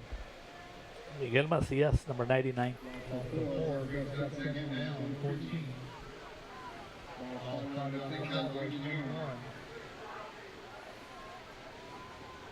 So on second down and 14, the pass. This is complete about the 25-yard line up to the 27. That's Acosta.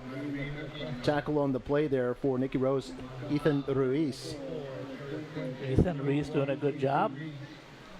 He'll give you that short pass of 2 or 3 yards, but make sure that right after the catch brings down Vladimir Acosta.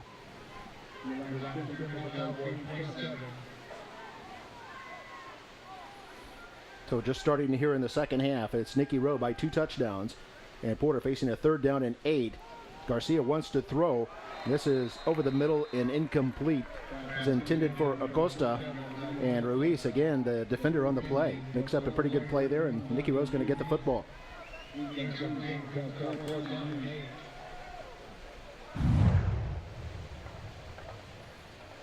We see a look at the replay there. A little bit behind Acosta. Good back-to-back plays by Ethan.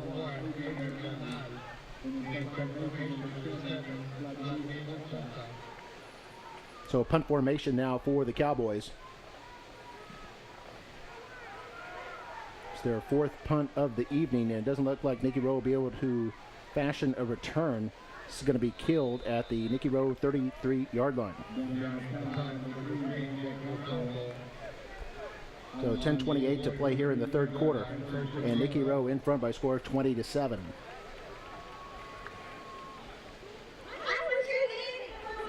So what kind of, who's Nikki Rowe? Do you know who they will be playing next week? I'll look that up. I'll check that for you in just a moment. Does district play begin next week already? I'll check their schedule here in just a second. As Nikki Rowe on 1st and 10, hands off up the middle. This is Radel Garcia. Had 2 touchdowns in the first half. Breaks a tackle, has a 1st down and more across the 50, all the way down to the Porter 45-yard line. 22-yard run by Garcia.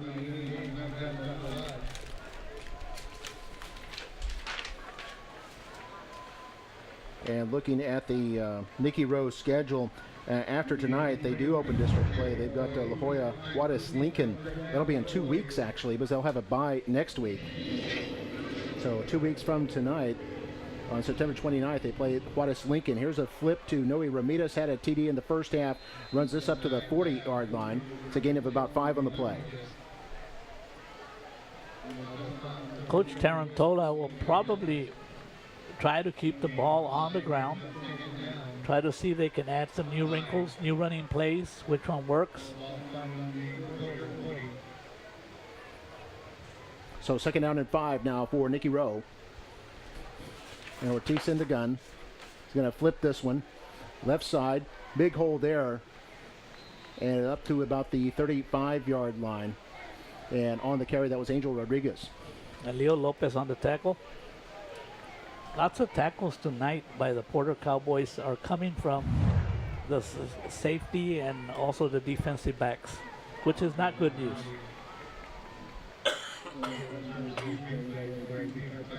So back to live action on 1st and 10. Hand this off up the middle. Good yardage there for Garcia. Gain of about 7. Joseph Suarez, defensive tackle, sophomore on the tackle. Clock now under 9 minutes to play here in the 3rd quarter. And Nikki Rowe on the march again. They're down to the Porter 24-yard line.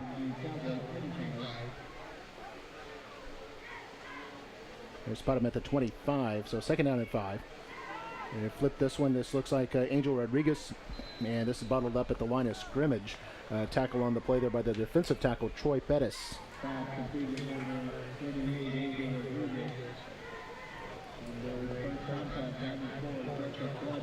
The offensive line for the Warriors, as you see right there, are definitely pushing back the defensive line.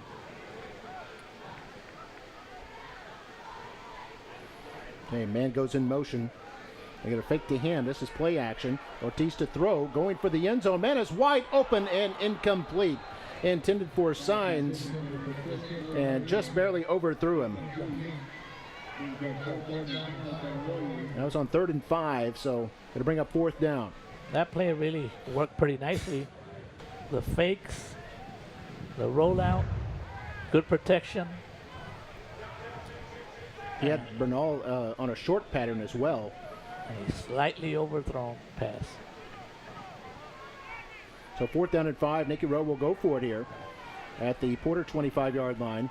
Ortiz looks like he wants to run. He's in trouble, though. Hit from behind. He's trying to get forward up to about the 22. He's going to be about 2 yards short.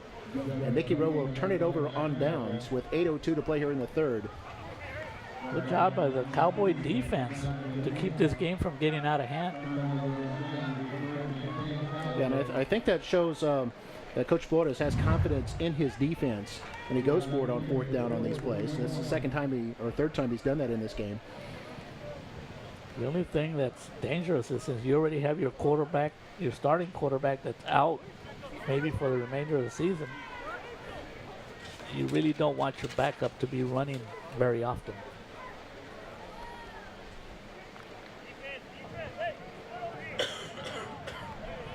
So 1st and 10 for the Cowboys at their 21-yard line, 8:02 to play.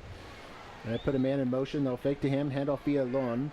And Villalon is hit at the line, but pounds his way forward across the 25 to about the 26. A gain of 5. Good hard run. Good hard run by Villalon. He actually had 2 or 3 Warrior defenders on top of him.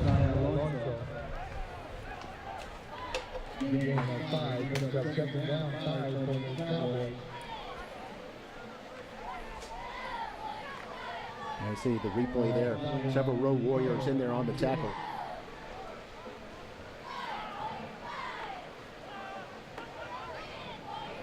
And Rowe may have jumped offside here as the flag goes down. And Garcia simply takes a knee and get the free 5 yards.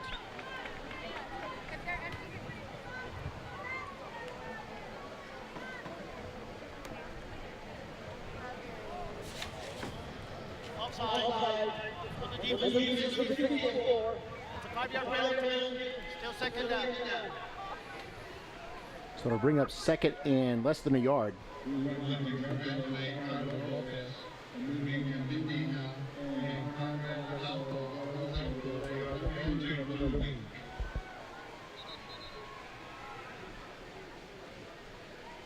Correction. Still 1st down. Yes, sir. Oh, was it good enough for a 1st down? Correct. I was waiting they for had him to 2nd and correct 5. himself. But sometimes it's like 2nd and 5 and a half or something like that, a fraction. But no, it's a first down for the Porter Cowboys. Here's Garcia going to call his own number, has good yardage. Across the 35 to about the 37-yard line, brought down by Efrain Mata.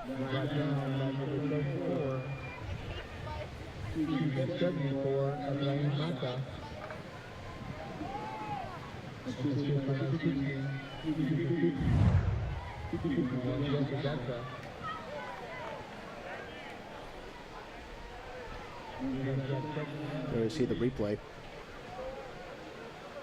Hard running there. And the ball spotted at the 38-yard line. Under 7 minutes to go here in the third quarter. I formation and Garcia under center. And he hands this off Villalon. Villalon has first down yardage up to about the 46-yard line. So the Cowboys beginning to move the football here on the ground. Yeah, nothing fancy, Mark. Just right up the middle. In between the center and the guard. Number 77, offensive lineman, is a good one. Mark Quiroz. I think Eric Puente in there on the tackle and a teammate. So it's a new set of downs. And Garcia under center. We didn't see this formation in the first half. And fumbles the football. Loose on the exchange. And it pops out. And a Rowe player gets it. Rowe, but I think they're ruling the Porter player was down. Yes. Oh, no, now they're going to say Nikki Rowe ball. It's a mistake by the official. He signaled the wrong direction. So Nikki Rowe ends up with the football, and Garcia shaken up in that pile on a little bit as the ball came loose immediately on the center snap. And then you saw it just squeeze out like a lemon seed. And I think it was Angel Rodriguez that fell on it. Carlos Ureste, the head coach for the Cowboys, coming out there during the timeout. Josiah Alonso was given credit by the house Mike Celso Gonzalez. I think Alonso was at the right place at the right time when the ball just came out. Yeah, I think you're right. Yeah, I think it was Alonso, 33, making the recovery. He has a nose for the football. You recall last week, he recovered a fumble. There it is right there. And we got three good angles on this play too. You can see the ball loose there. No one recovered it, and it just pops out. Fortunately for the quarterback, they kind of ran over him. His own player ran over him because of the fumble. And those are the plays that have been hurting the Cowboys all year, and even last year. And that's why Raul Ramos recommended that we put consistency on the keys of the game. And their lack of consistency comes back and hurts them again. The director is also a football scout. 1st and 10 for Nikki Rowe now, moving from right to left. They'll put a man in motion, fake to him. It's Ortiz handing off to Garcia. Garcia, big hole up the middle, turns on the afterburners at the 30, a foot race at the 20. One man closing and has him at the 10-yard line. A huge run there by Radel Garcia. All the way down, it'll be a 1st and goal situation at the Porter 9-yard line. And Ruben Sainz had to make that tackle to save a touchdown. That puts over Radel Garcia somewhere around 150 yards.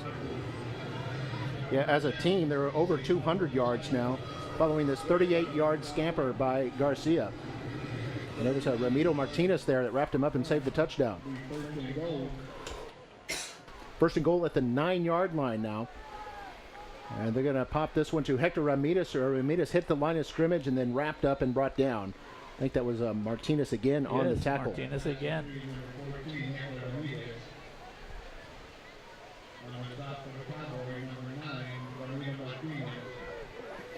And they'll give him credit for no gain.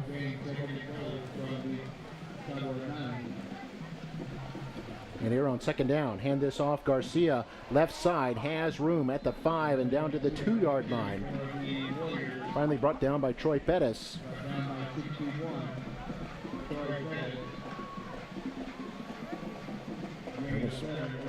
Spot this at the 2. I would assume with a 3rd and 2, Mark, you're looking at 4-down territory. If they don't get it on a running play here, they might run another one after this. Ortiz handing off. Garcia, big hole right side, hit at the goal line and pulls his way in for the touchdown. Radel Garcia with his third touchdown of the evening, and that puts Nikki Rowe in front 26-7 with 4:45 to play here in the third quarter.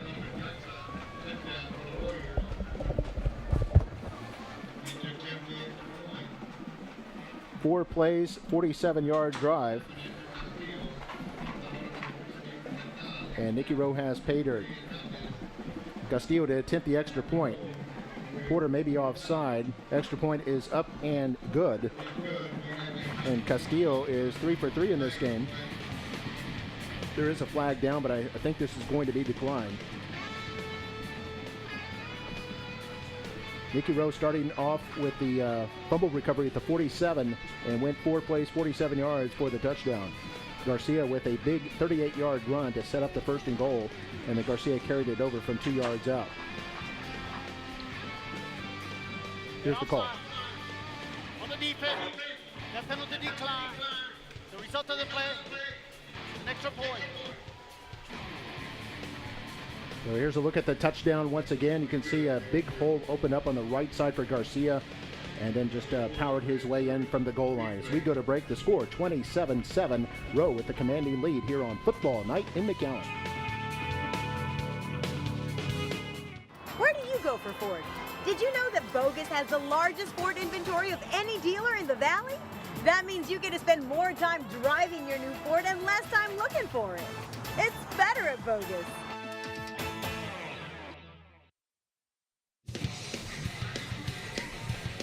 And back here at United Mixed Pharmacy Field, we're going to have all the home games for you this season between Nikki Rowe, McAllen Memorial, and McAllen High School. Be all right here at McAllenisd.org. And you see the Nikki Rowe drum line getting excited over on the track. Castillo about to kick the kickoff. And this is going to be high, a little bit short. Fielded at about the 7-yard line. Across the Dodgers tackler at the 15, now a seam at the 20 and brought down at the 25-yard line. About a 20-yard return there for Guzman.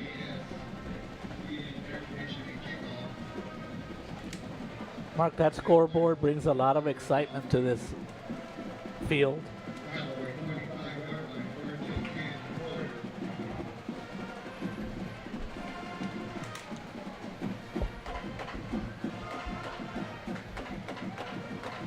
So it'll be a first and 10, 24-yard line. There you can see the Porter High School marching band. They've got their spirits up.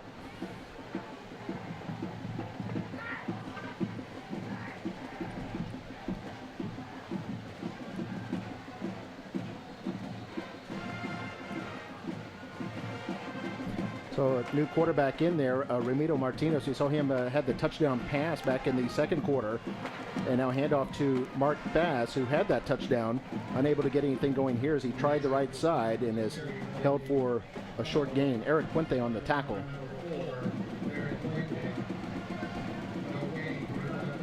It's going to be officially no gain. You can see the replay there. Nikki Rowe defense strung it out pretty well.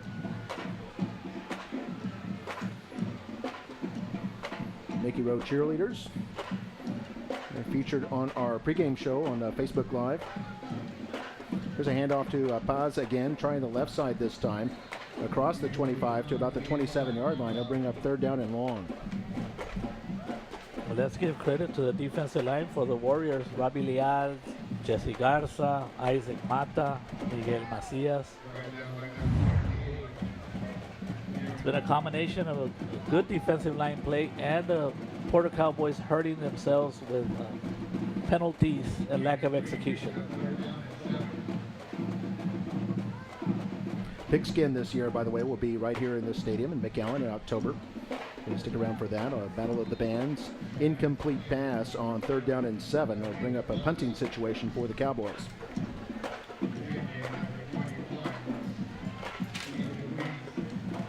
You know, Mark, I don't know how much. It doesn't look like the Cowboys are playing as hard as they were in the first half, but that play right before halftime had to take the air out of the. Yeah, that's a killer. That's a killer, and then you go into halftime, and You were thinking you were going to be down only 1 possession, and then you're all of a sudden down 2 possessions. Hector Ramirez back to receive the punt. Short It's punt. going to be high and doesn't look like there will be a return. A little bit dangerous for Nikki Rowe as they're right there in that area. It takes a Rowe bounce and it's going to be killed at about the 48-yard line by Richard Wally. So Nikki Rowe will start their second straight possession in Porter territory, the Porter 48-yard line. So Nikki Rowe's had excellent field position here in this second half. With 3:05 to go in the quarter, they have a chance to add to their lead of 27-7.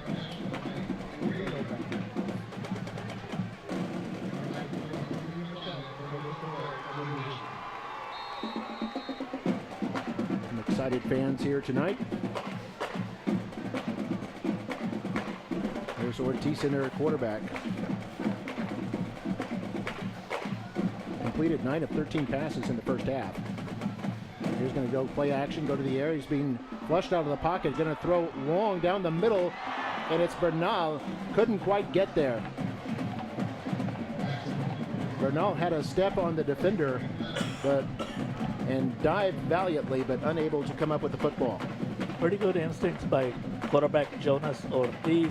Mark, when he went back, he felt the pressure behind him, and he stepped up. As you take a look at the right there, did a good job. Bernal was open. Those are probably the passes that as he gets more reps in practice, he'll be able to correct.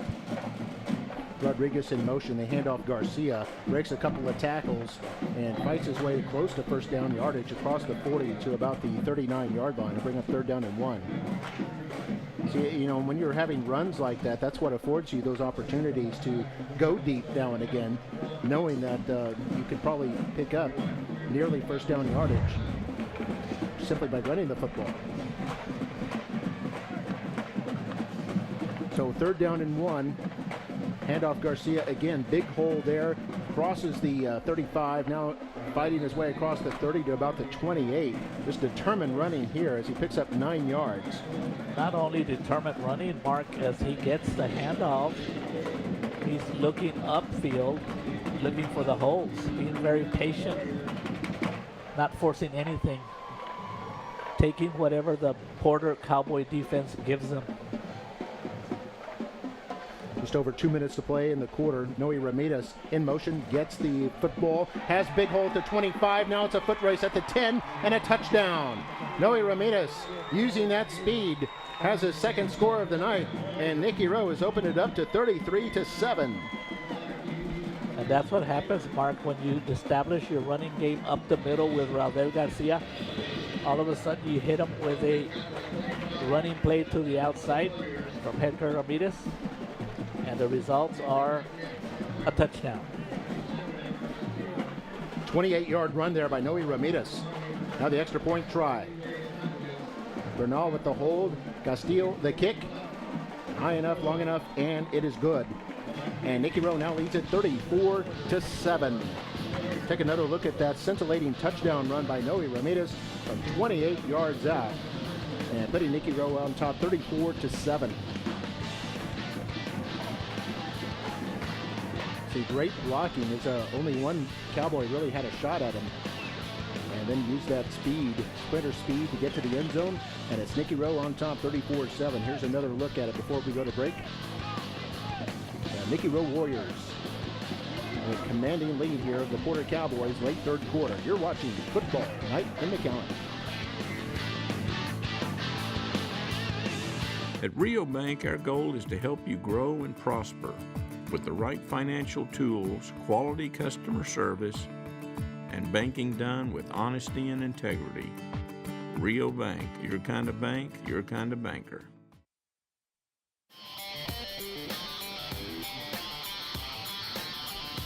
And Nikki Rowe, hearing sweet music here tonight, making sweet music as they lead at 34-7. They led 20-7 at halftime. They have scored 14 unanswered here in the 3rd quarter. Actually 21 straight points since the score was 13-7 at one point. Now they've outscored them 21-0 since then. And this is Kickoff fielded at the 10 across the 20. Well, meandering his way across the 30 to about the 31-yard line. Good return there for the Cowboys. That was Guzman.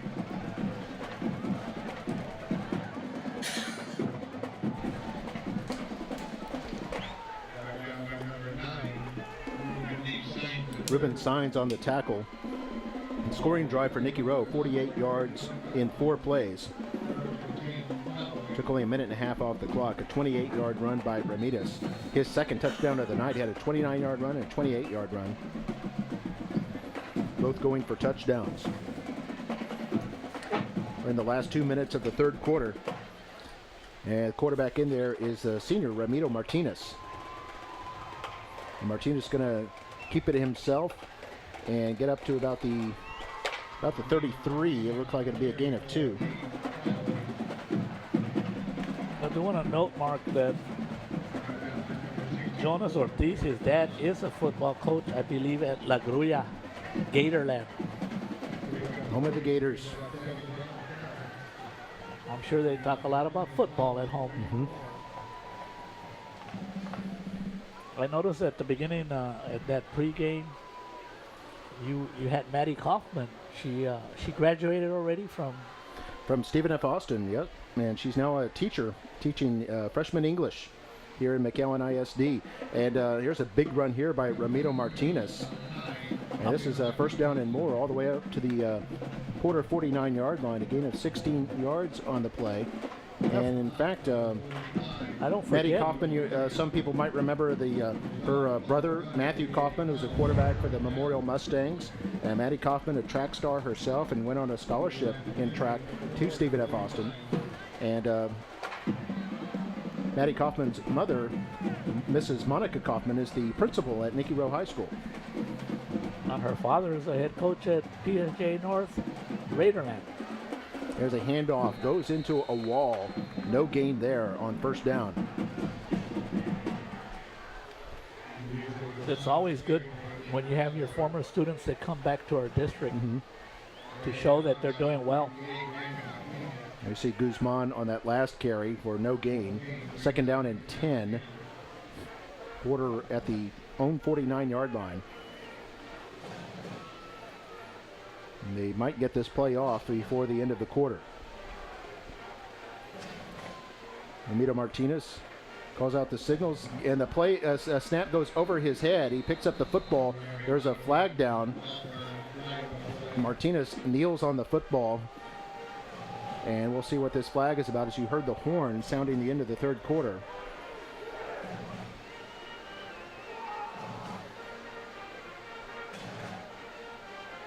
Let's see what the flag is about.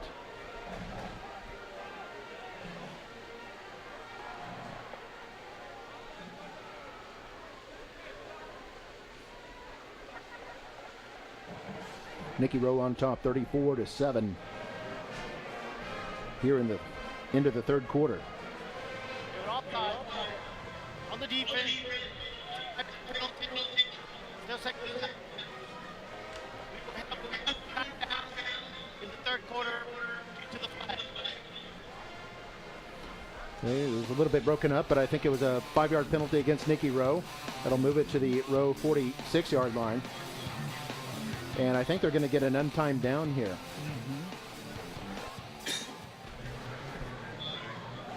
So Porter will get one down. We're at the end of the third quarter.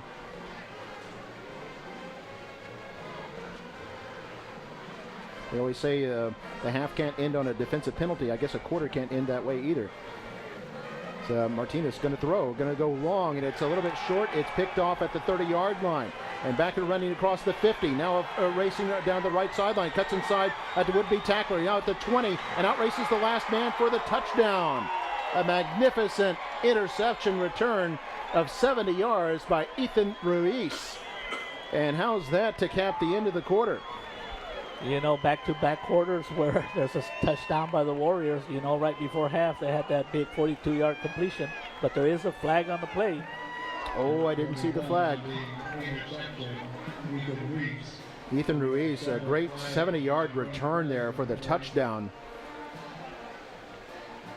I think they're deciding to whether if there was a hit or a block in the back Now, if it's a penalty on the return against Nikki Rowe, the interception would still stand, but it would wipe the touchdown off the board. And the quarter should be over, right? Because it's a penalty on the offense. Yeah, I think it'll be a end of the quarter no matter what. A lot to be discussed on this play.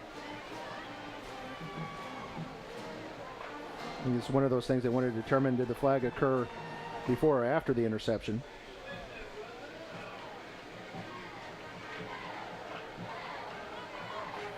And the referee walking over to Coach Flores to give the explanation.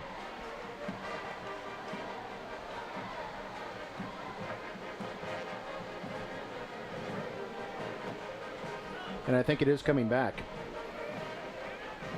We want to see whose football it's going to be.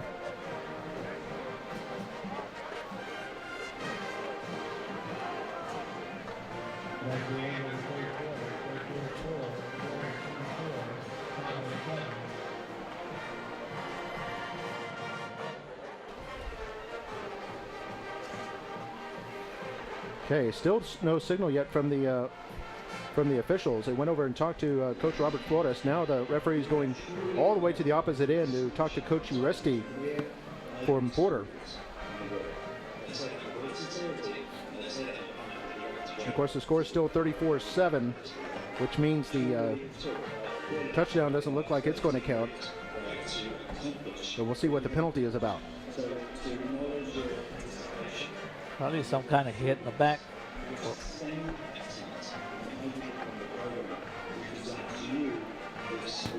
They've got to determine where the foul occurred and mark off yardage from there. Okay, here we go.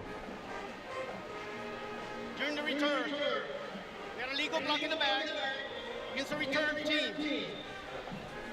After the score, we have an unsportsmanlike conduct on the return team for spiking the ball.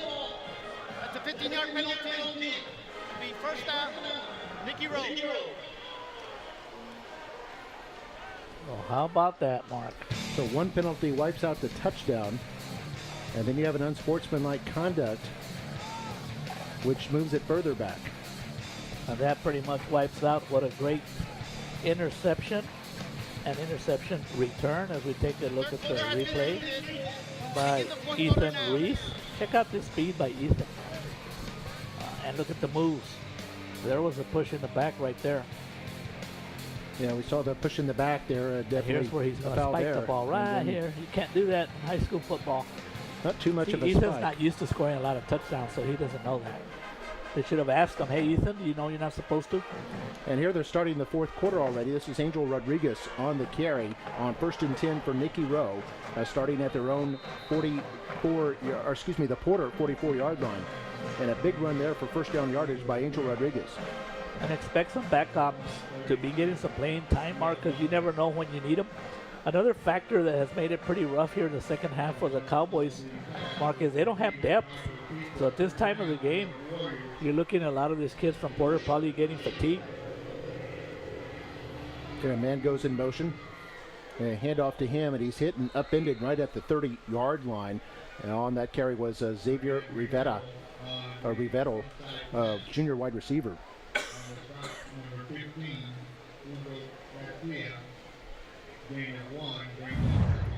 So he got 1 yard and bring up 3rd and long. Radel Garcia still playing hard for the defense for the Cowboys. Now that's a real helmet right there, Mark. They have some kind of design that reflects the Cowboys. I don't understand why Dallas, they have a star, Mark. What does a star have to do with the Cowboys? Oh, because they're stars. They've always had kind of a Hollywood element, I think, to their team. And Radel Garcia on that carry on 3rd down, so this will bring up 4th down. Before I start getting calls from Cowboys fans, I'm just messing around, Mark. Oh, yeah. We get some angry tweets. 3rd down, now it's 3rd down. 3rd down and 5.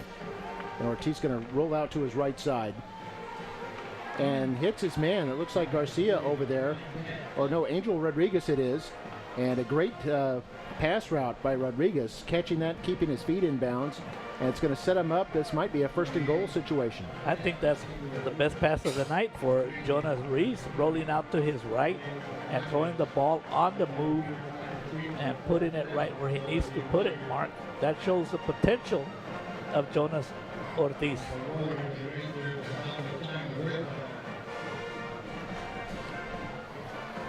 So 10.5 minutes to play in the game, and Rowe threatening again. 1st and 10 at the 11-yard line. Give this to Noe Ramirez. He's got that speed, trying to get around the left side. Crosses the 10, the 5, a race, and it's a touchdown.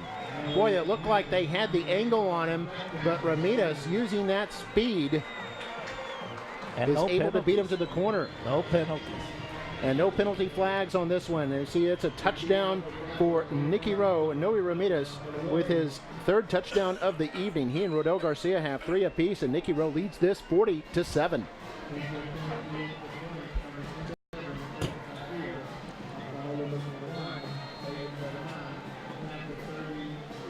So here's the extra point try. Ruben signs to hold. The extra point by Castillo is up and good. He's 5 for 5 in this game. And our score, it was no good. That extra point there got you and also Celso Gonzalez. Yeah, the PA announcers. We take another look at the touchdown, Noe Ramirez. And look at this. It looked like the Cowboys were going to be able to push him out of bounds, but he just outraces them to the left corner of the end zone, and it's a touchdown for Nikki Rowe. And they lead it by a score of 40-7. Early 4th quarter. You're watching Football Night in McAllen.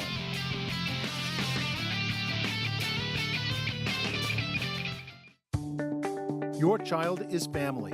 Embraced with academic rigor, life skills, and enrichment, our students earn college credit, associate's degrees, licenses and certifications, and advanced diplomas. McAllen ISD.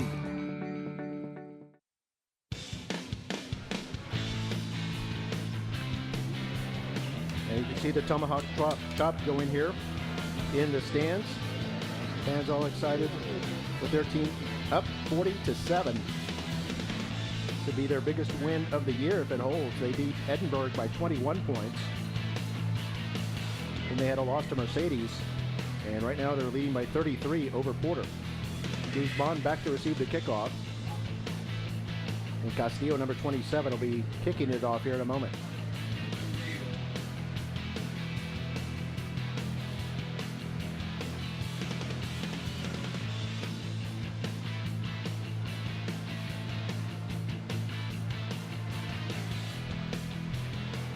So here's the kick. It's going to be high, a little bit short. Going to be fielded about the 6-yard line. And is run up across the 15. That's Guzman. Across the 25 now is hit and then stumbles his way forward to about the 30-yard line.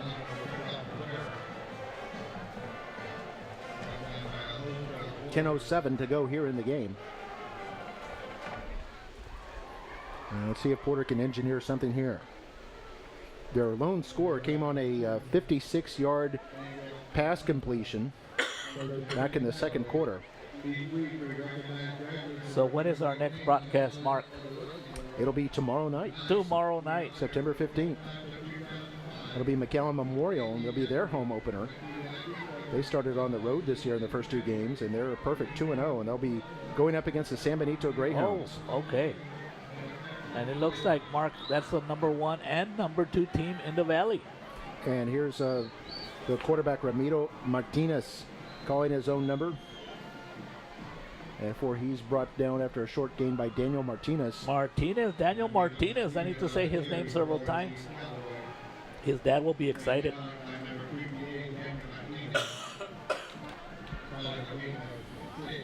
Yeah, San Benito Memorial will be a good game. That'll be tomorrow night. And we'll have live audio for you beginning at about 7:22, kickoff at 7:30.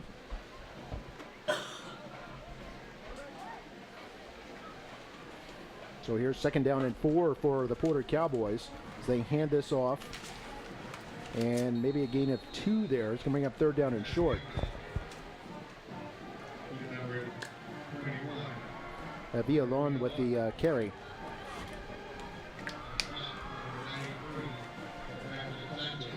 Cowboys are 0 for 6 on 3rd down here this evening.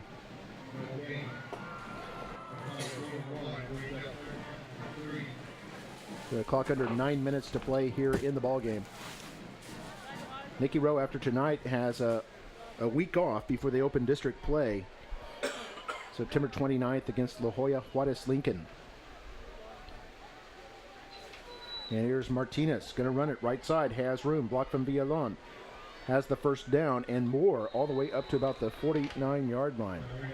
And that's good for the Porter Cowboys to get a first down. Try to build on something positive here in the fourth quarter. Yeah, 13-yard pickup there by the quarterback.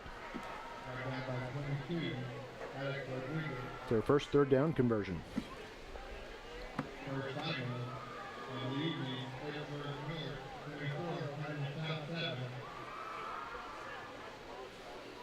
Clock moving at just over 8 minutes to play. Now on first down, Villalon gets the handoff, is hit in the backfield, but breaks the tackle, gets into Rowe territory to about the 45 before a couple of Warriors bring him down. I think in there on the tackle was 64, Caleb Salas, and number 70, Edgar Leal. Good job by Jose Villalon. He turned a 1-yard loss into a 7-yard gain as he got hit in the backfield. Porter now up to 95 yards rushing.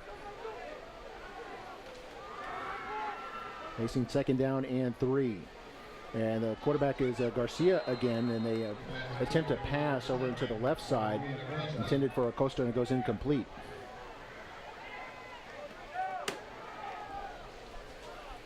Well, Acosta, a tall, lanky receiver, caught a big pass in the first quarter, but haven't heard from him since. They've been unable to connect with him, although they've targeted him several times.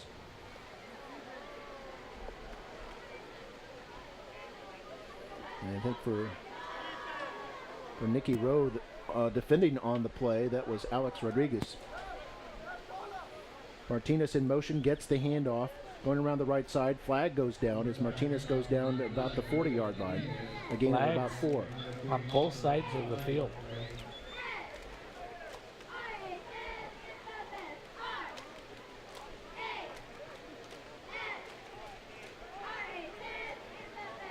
By the way, tomorrow is the last day to drop things off at the campuses. And you can drop things off that can go for hurricane relief help at the campuses, at any McAllen ISD campus.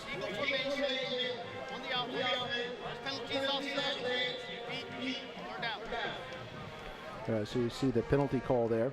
They're going to repeat third down. 7:25 to go here in the game. Nikki Rowe on top, 40-7. We've had 6 touchdowns by the Warriors, 3 by Radel Garcia and 3 by Noe Ramirez.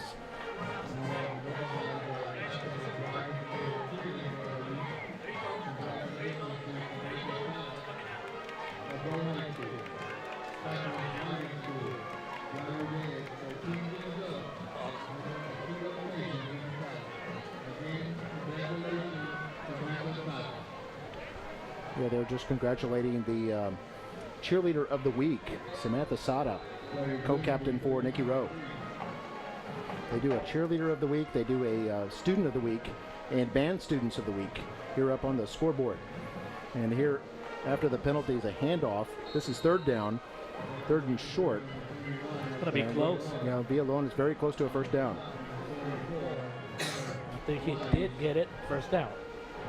Mark, that's not only, we know it's a football game, but there's just so many activities going out here, recognizing kids, having the kids an opportunity to shine in front of people.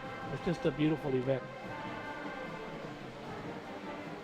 Another thing they recognize up on the scoreboard is famous alumni as well. So they'll have a Nikki Rowe alumni that's shown up on the scoreboard at some point during the football game. And that's Guzman on the carry on first down up to about the 40-yard line, gains 1.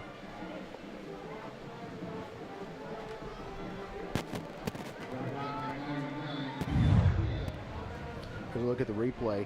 Number 45 on the tackle for the Warriors, and we know that's Leo Longoria. Gets credit for a solo tackle. Halfway through the fourth quarter now, 2 receivers right. and one split to the left, the bottom of the screen, as Garcia wants to throw. It's being pressured, nowhere to throw it, and finally lets it go. Did have a receiver in the area, but it's incomplete. Going to bring up second down. Avoids a sack by throwing the ball away.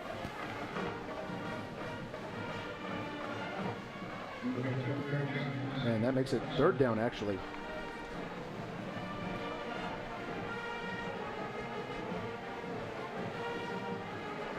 So 3rd and 9 at the Rowe 40. I imagine Porter will go for it if they are short on this down. So snap to the quarterback. Garcia is going to throw it, and it's high and incomplete. Intended for number 1, Albert Martinez. First time they've thrown to him tonight. And I think covering on the play for Nikki Rowe was Alex Rodriguez. That's the way you play defense, exactly how Alex Rodriguez played it. Really to give you the yards right in front, but nothing else. The clock stopped at 6:02 to go in the game. Nikki Rowe on top 40-7. It's been all Nikki Rowe here in this second half. So Porter wants to call a timeout. Facing a 4th down and 9 situation, so let's take a quick break. The score is Nikki Rowe 40, Porter 7. You're watching Football Night in McAllen.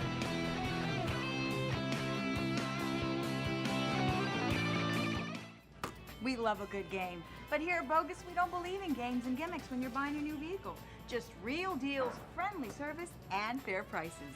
It's better at Bogus, in Harlingen, in McAllen, and always at bogusford.com. And back here at United Mixed Pharmacy Field, Nikki Rowe leading the Brownsville Porter Cowboys 40-7. Again, all Nikki Rowe in this game as the Warriors have close to 300 yards on the ground. They're at 289 through the air, 151 yards, and a whopping 21 first downs for Nikki Rowe in this game. And for Porter, they've been held to 7 first downs, 85 yards through the air, 99 through the ground. But 4th down and 9 here. It looks like the Cowboys will go for it, and Garcia wants to throw. Is being rushed, now facing pressure, and he's going to get sacked. He's going to be sacked. It's going to be a turnover on downs. That was Michael Flores, a junior, who came in there and got the sack.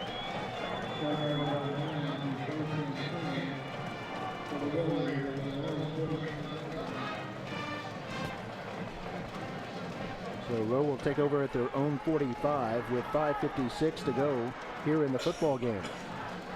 And the Rowe defense has had a stellar performance here tonight.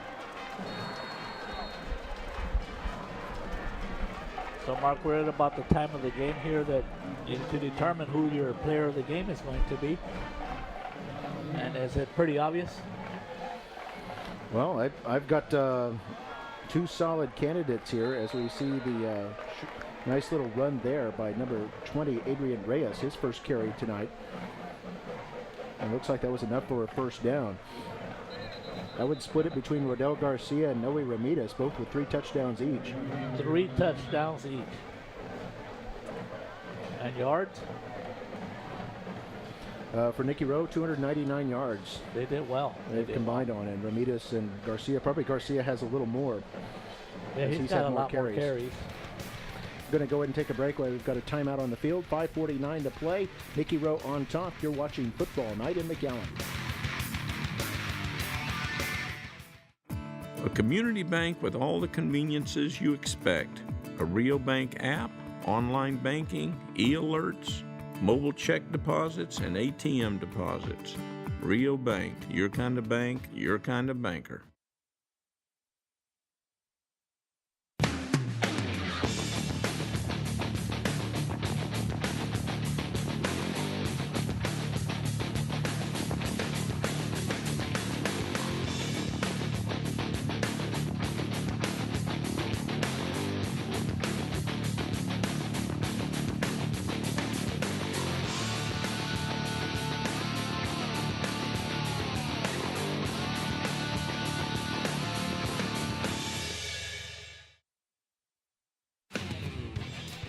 And we're back here on Football Night in McAllen. 5:49 to go in the game. The score is 40-7.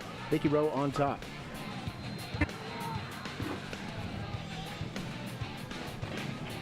A lot of new players in there for Nikki Rowe as they hand this off.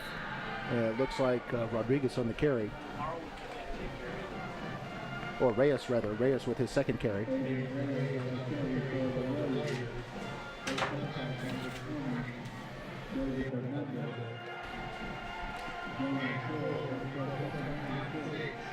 And that gain, by the way, put the Warriors over 300 yards rushing in this game at 3:03 now. And goes in motions, get the football at the 40. Has room at the 30. Now racing at the 21. Man trying to beat him and can't get him, and it's a touchdown. Wow. A 41-yard run for a touchdown by Xavier Rivetto.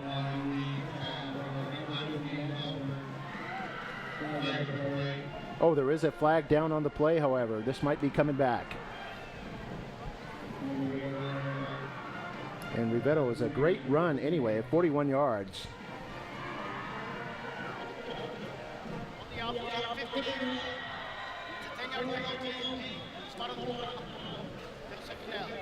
So that'll take the touchdown off the board. That's the second touchdown Nikki Rowe has had erased due to a penalty tonight. So we take a look at the replay. Still well worth watching as we saw Rivetto just using that speed from the right side and some good instincts there to kind of put the defender off balance and get in there for the touchdown. But there was a hold, so that will come back. The penalties will probably be something that the Rowe coaching staff will address during the next 2 weeks as they have an idle week before the open district play. They've had 11 penalties tonight for 95 yards. By the way, I have a new quarterback in there. That's 24, Gene Salinas, a sophomore.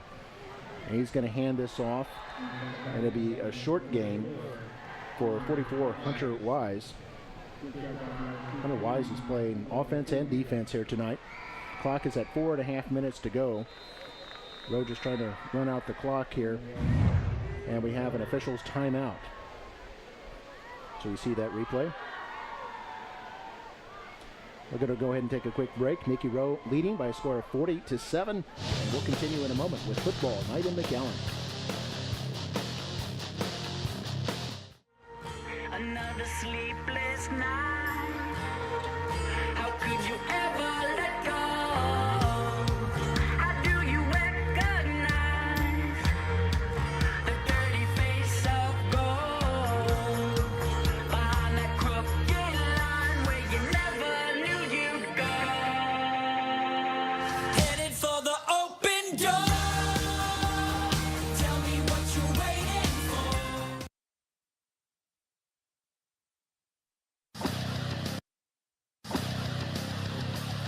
We're back here at United Mix Pharmacy Field at McAllen Veterans Memorial Stadium.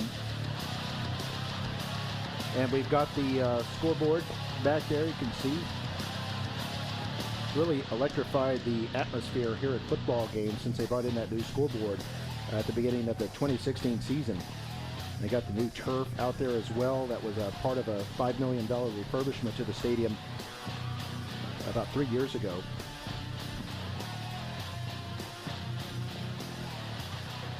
Yeah, both the city and the school district partnering on that to put in $5 million in renovations to the stadium, which is now over 40 years old.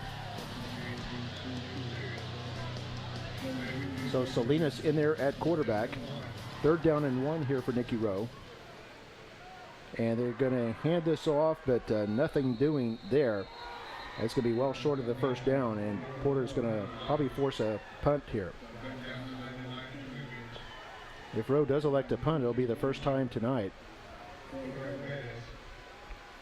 They may just decide to go for it here on 4th down since the ball is in Porter territory. This game show on Facebook Live. So you'll want to check out Facebook. And it looked like close to a face mask there on that replay.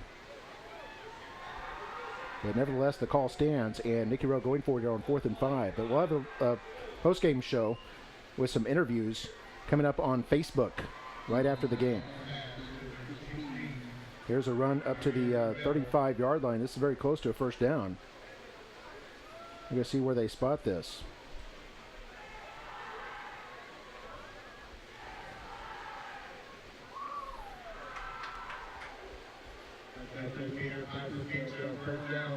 And it's Rivetto coming off the field.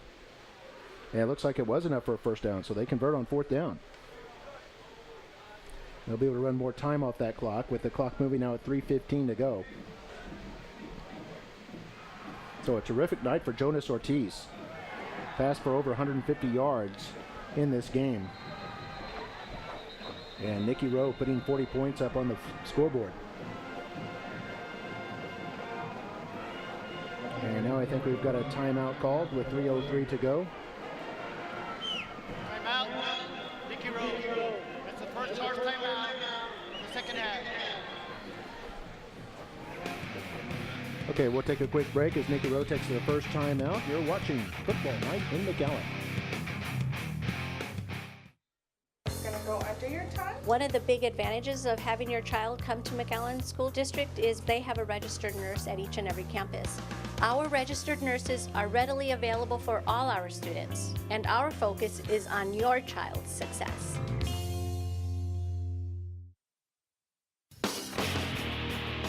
And we're back, and there you see our next broadcast and webcast will be Friday night, September 15th, San Benito against McAllen Memorial, the Greyhounds against the Mustangs.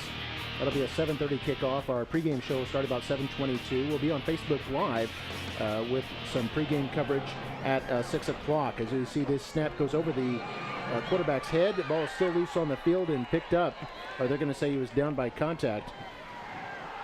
But whose football is it? That ball went way back across the 50-yard line, so it's a loss of about almost 20 yards for Nikki Rowe if they retain possession. There you see the replays. The snap went over the quarterback's head. And it looks like Porter recovered it, or did they? I think they're going to say he was down, that the Porter player recovered it. So it goes down as a turnover. It'll be the third of the game against the Rowe Warriors in the first of this half.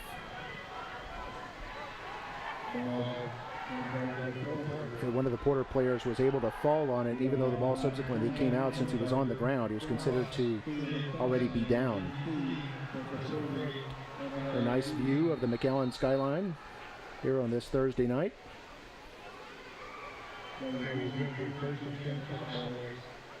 So 1st and 10 for Porter Cowboys at the Rowe 48-yard line, just under 3 minutes to play. Porter has 2 timeouts to work with. They want to try to engineer a scoring drive here as Villalon gets the handoff. Has plenty of room, first down and more across the 40 to about the 37-yard line. It's a gain of about 12 on the play, and that puts the Cowboys over 100 yards rushing for tonight. I think on the tackle was Alex Rodriguez. So we take a look at this replay.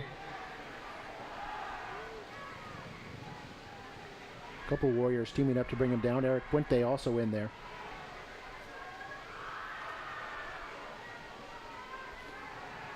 Garcia wants to throw, and this is caught out of the backfield by Paz. Has a first down, breaks a tackle, and locomotives his way across the 15 to about the 14-yard line.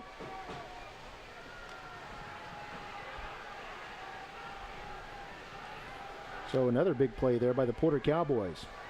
Their first completed pass of the second half. And you see the Rowe cheerleaders under the direction of Coach Larissa Cantu. And see Garcia back to throw with 2 minutes left. Nowhere to go. He's going to tuck it and run it at the 15. Now breaks a tackle, almost breaks a tackle at the 10. He gets upended there. Nice shoestring tackle by one of the Rowe defenders. We'll see if we can pick it up on the replay. We take a look here. You can see Garcia wanted to throw, looked to his left, then his right, and then the pocket collapsed. And that was Eric Puente on that shoestring tackle. Good job by the linebacker. I think also number 70, Edgar Leal, is the one who flushed him out of the pocket originally. Clock down to a minute 20. Porter trying to get a last score here. As a handoff Guzman. Big hole up the middle across the 5 to the 4.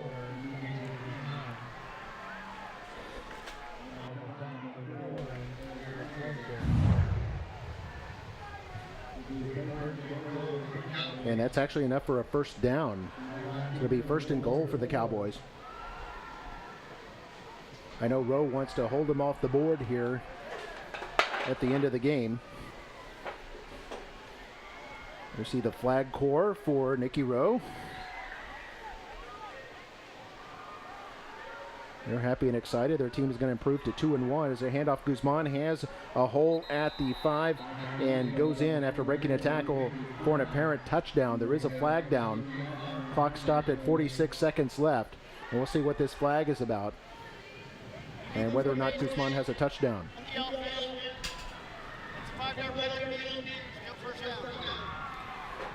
So that'll take the touchdown off the board. Both teams have had touchdowns erased by penalties tonight. And this will move Porter back to the 9, and it'll bring up first and goal.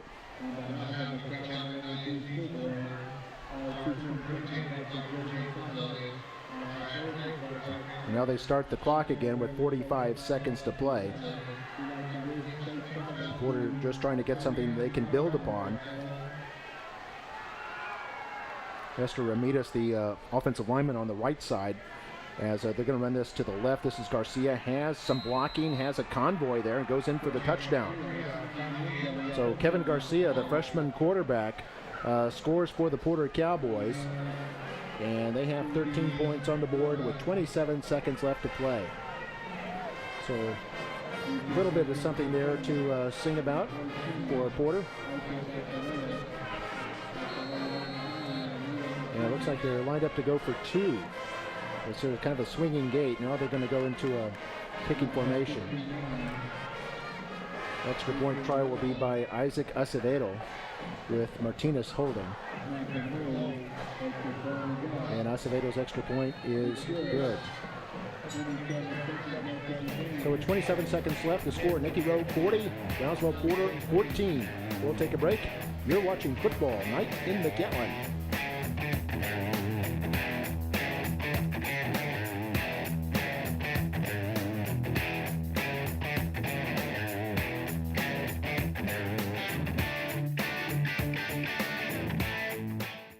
McAllen ISD is the heartbeat of the community. Students can earn up to 60 college credit hours and even an associate's degree while still in high school, saving families time and money. McAllen ISD, excellent since 1908. Back here at United Mixed Pharmacy Field, Mark May here with you along with Mario Reyna, and we're going to have a post-game show for you on Facebook Live right after the game. We'll have some interviews for you and a wrap-up of the stats in the game.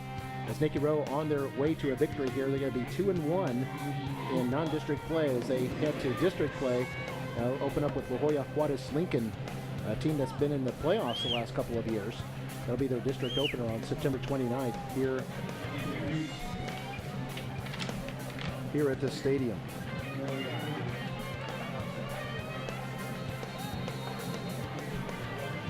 So there we see a look at Jorge Peña back in his formation with the kick return. And it looks like Rowe might have their hands team out there, anticipating an onside kick here from Porter. There's 27 seconds left in the game.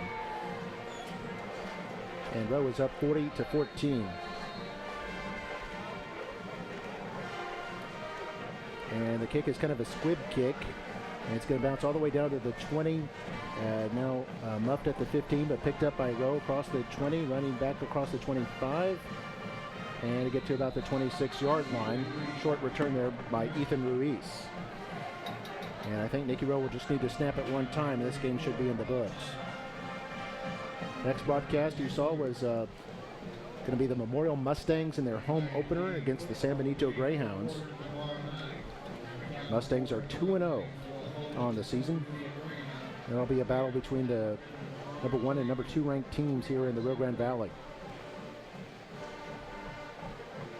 And we'll be on Facebook Live at about 6:30, and then we'll have the pregame show that begins at 7:22 and the kickoff at 7:30. There's Nikki Rowe in victory formation. They're going to do a shotgun snap to their quarterback, and he'll down it one time. That's Gene Salinas there, who finished up the fourth quarter after a terrific performance by Jonas Ortiz.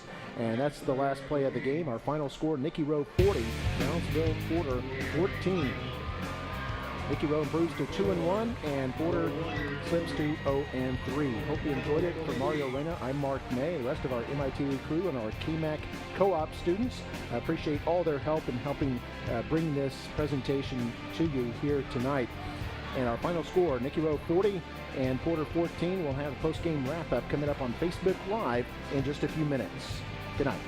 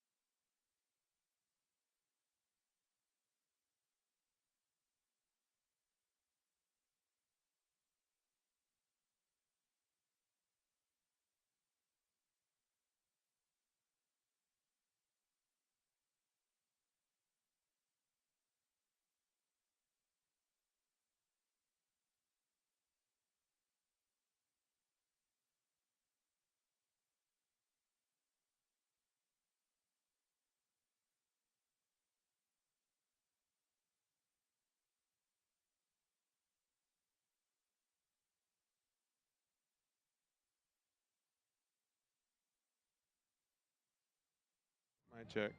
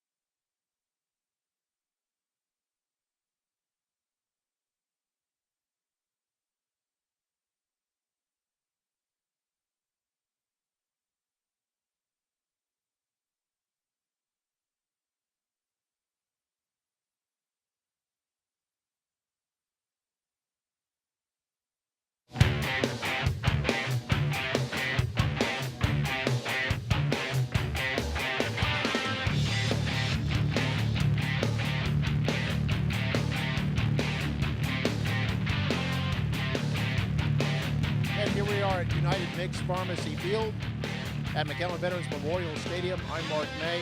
Hope you enjoyed tonight's game, and we're coming to you on Facebook Live, something we're going to start doing with all the home games for the Nikki Rowe Warriors, for the McAllen Memorial Mustangs, and for the Mackay Bulldogs.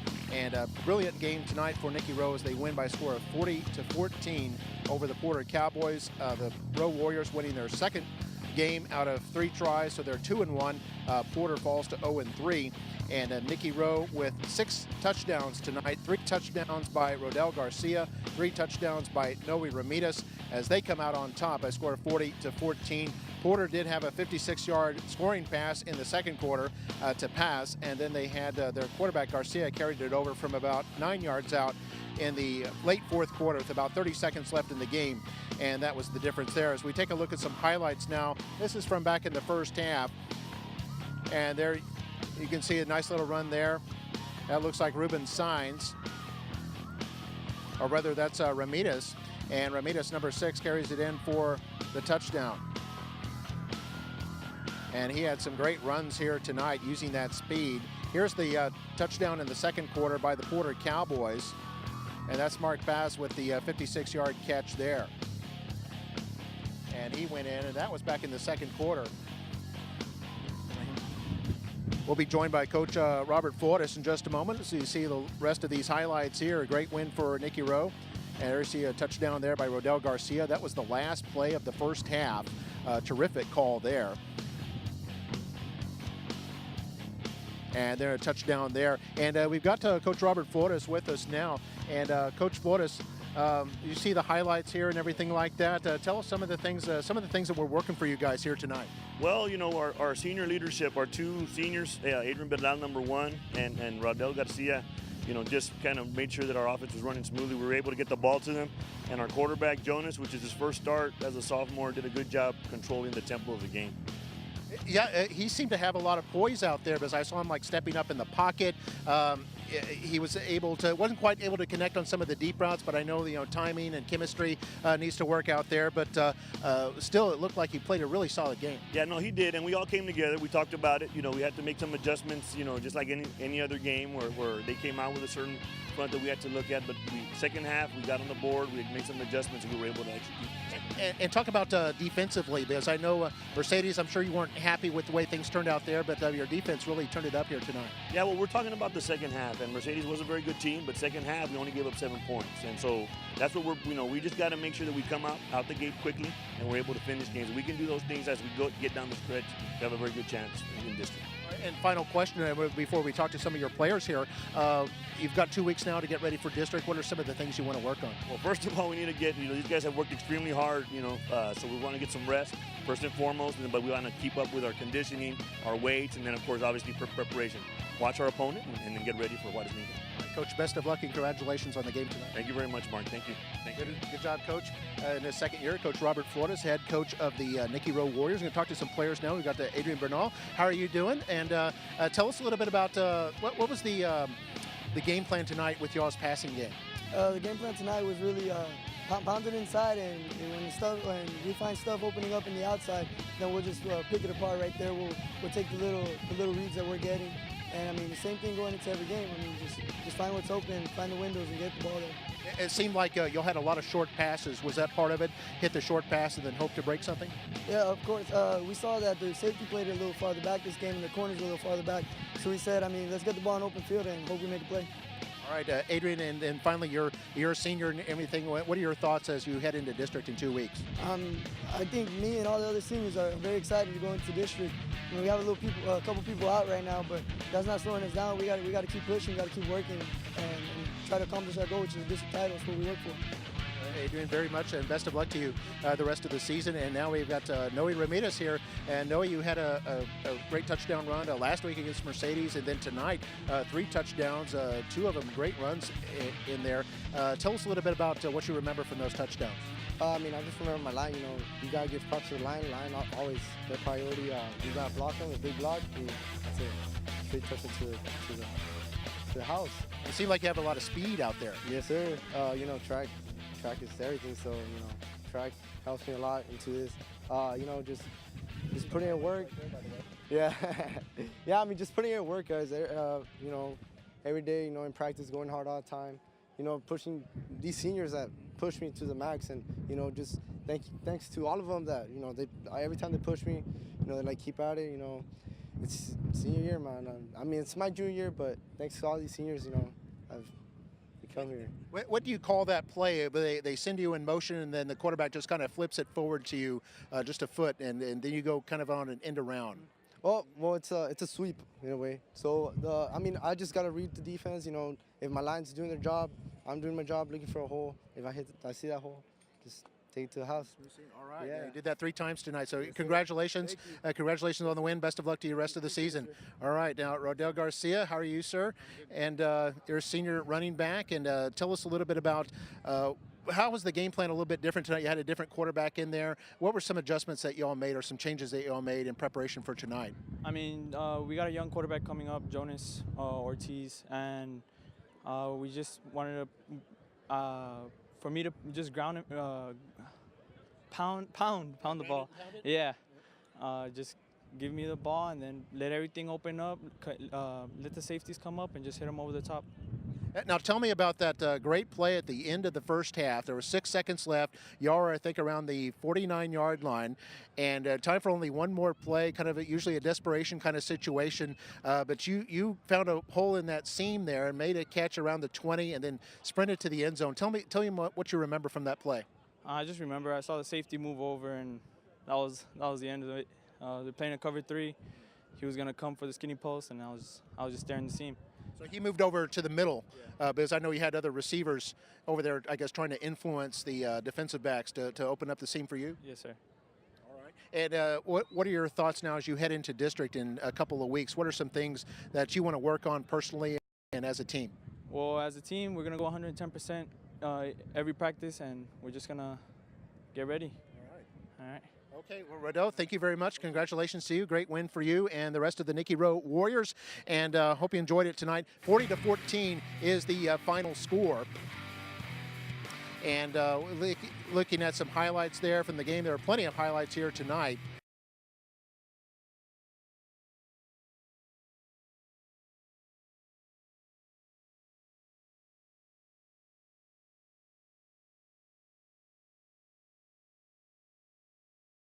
Here on our MITV channel, and of course on McAllen ISD.org, and we'll also have a pregame show for you on Facebook Live. Our next broadcast will be tomorrow night. It'll be the San Benito Greyhounds against the McAllen Memorial Mustangs. We'll be on here at about 6:30 p.m. with the Facebook Live. Then we'll have our coverage on McAllenISD.org. So hope you enjoyed it, and we'll see you next time right here on Facebook, and we'll also see you on McAllenISD.org. Good night from McAllen Veterans Memorial Stadium. Final score, Nikki Rowe 40, quarter 14.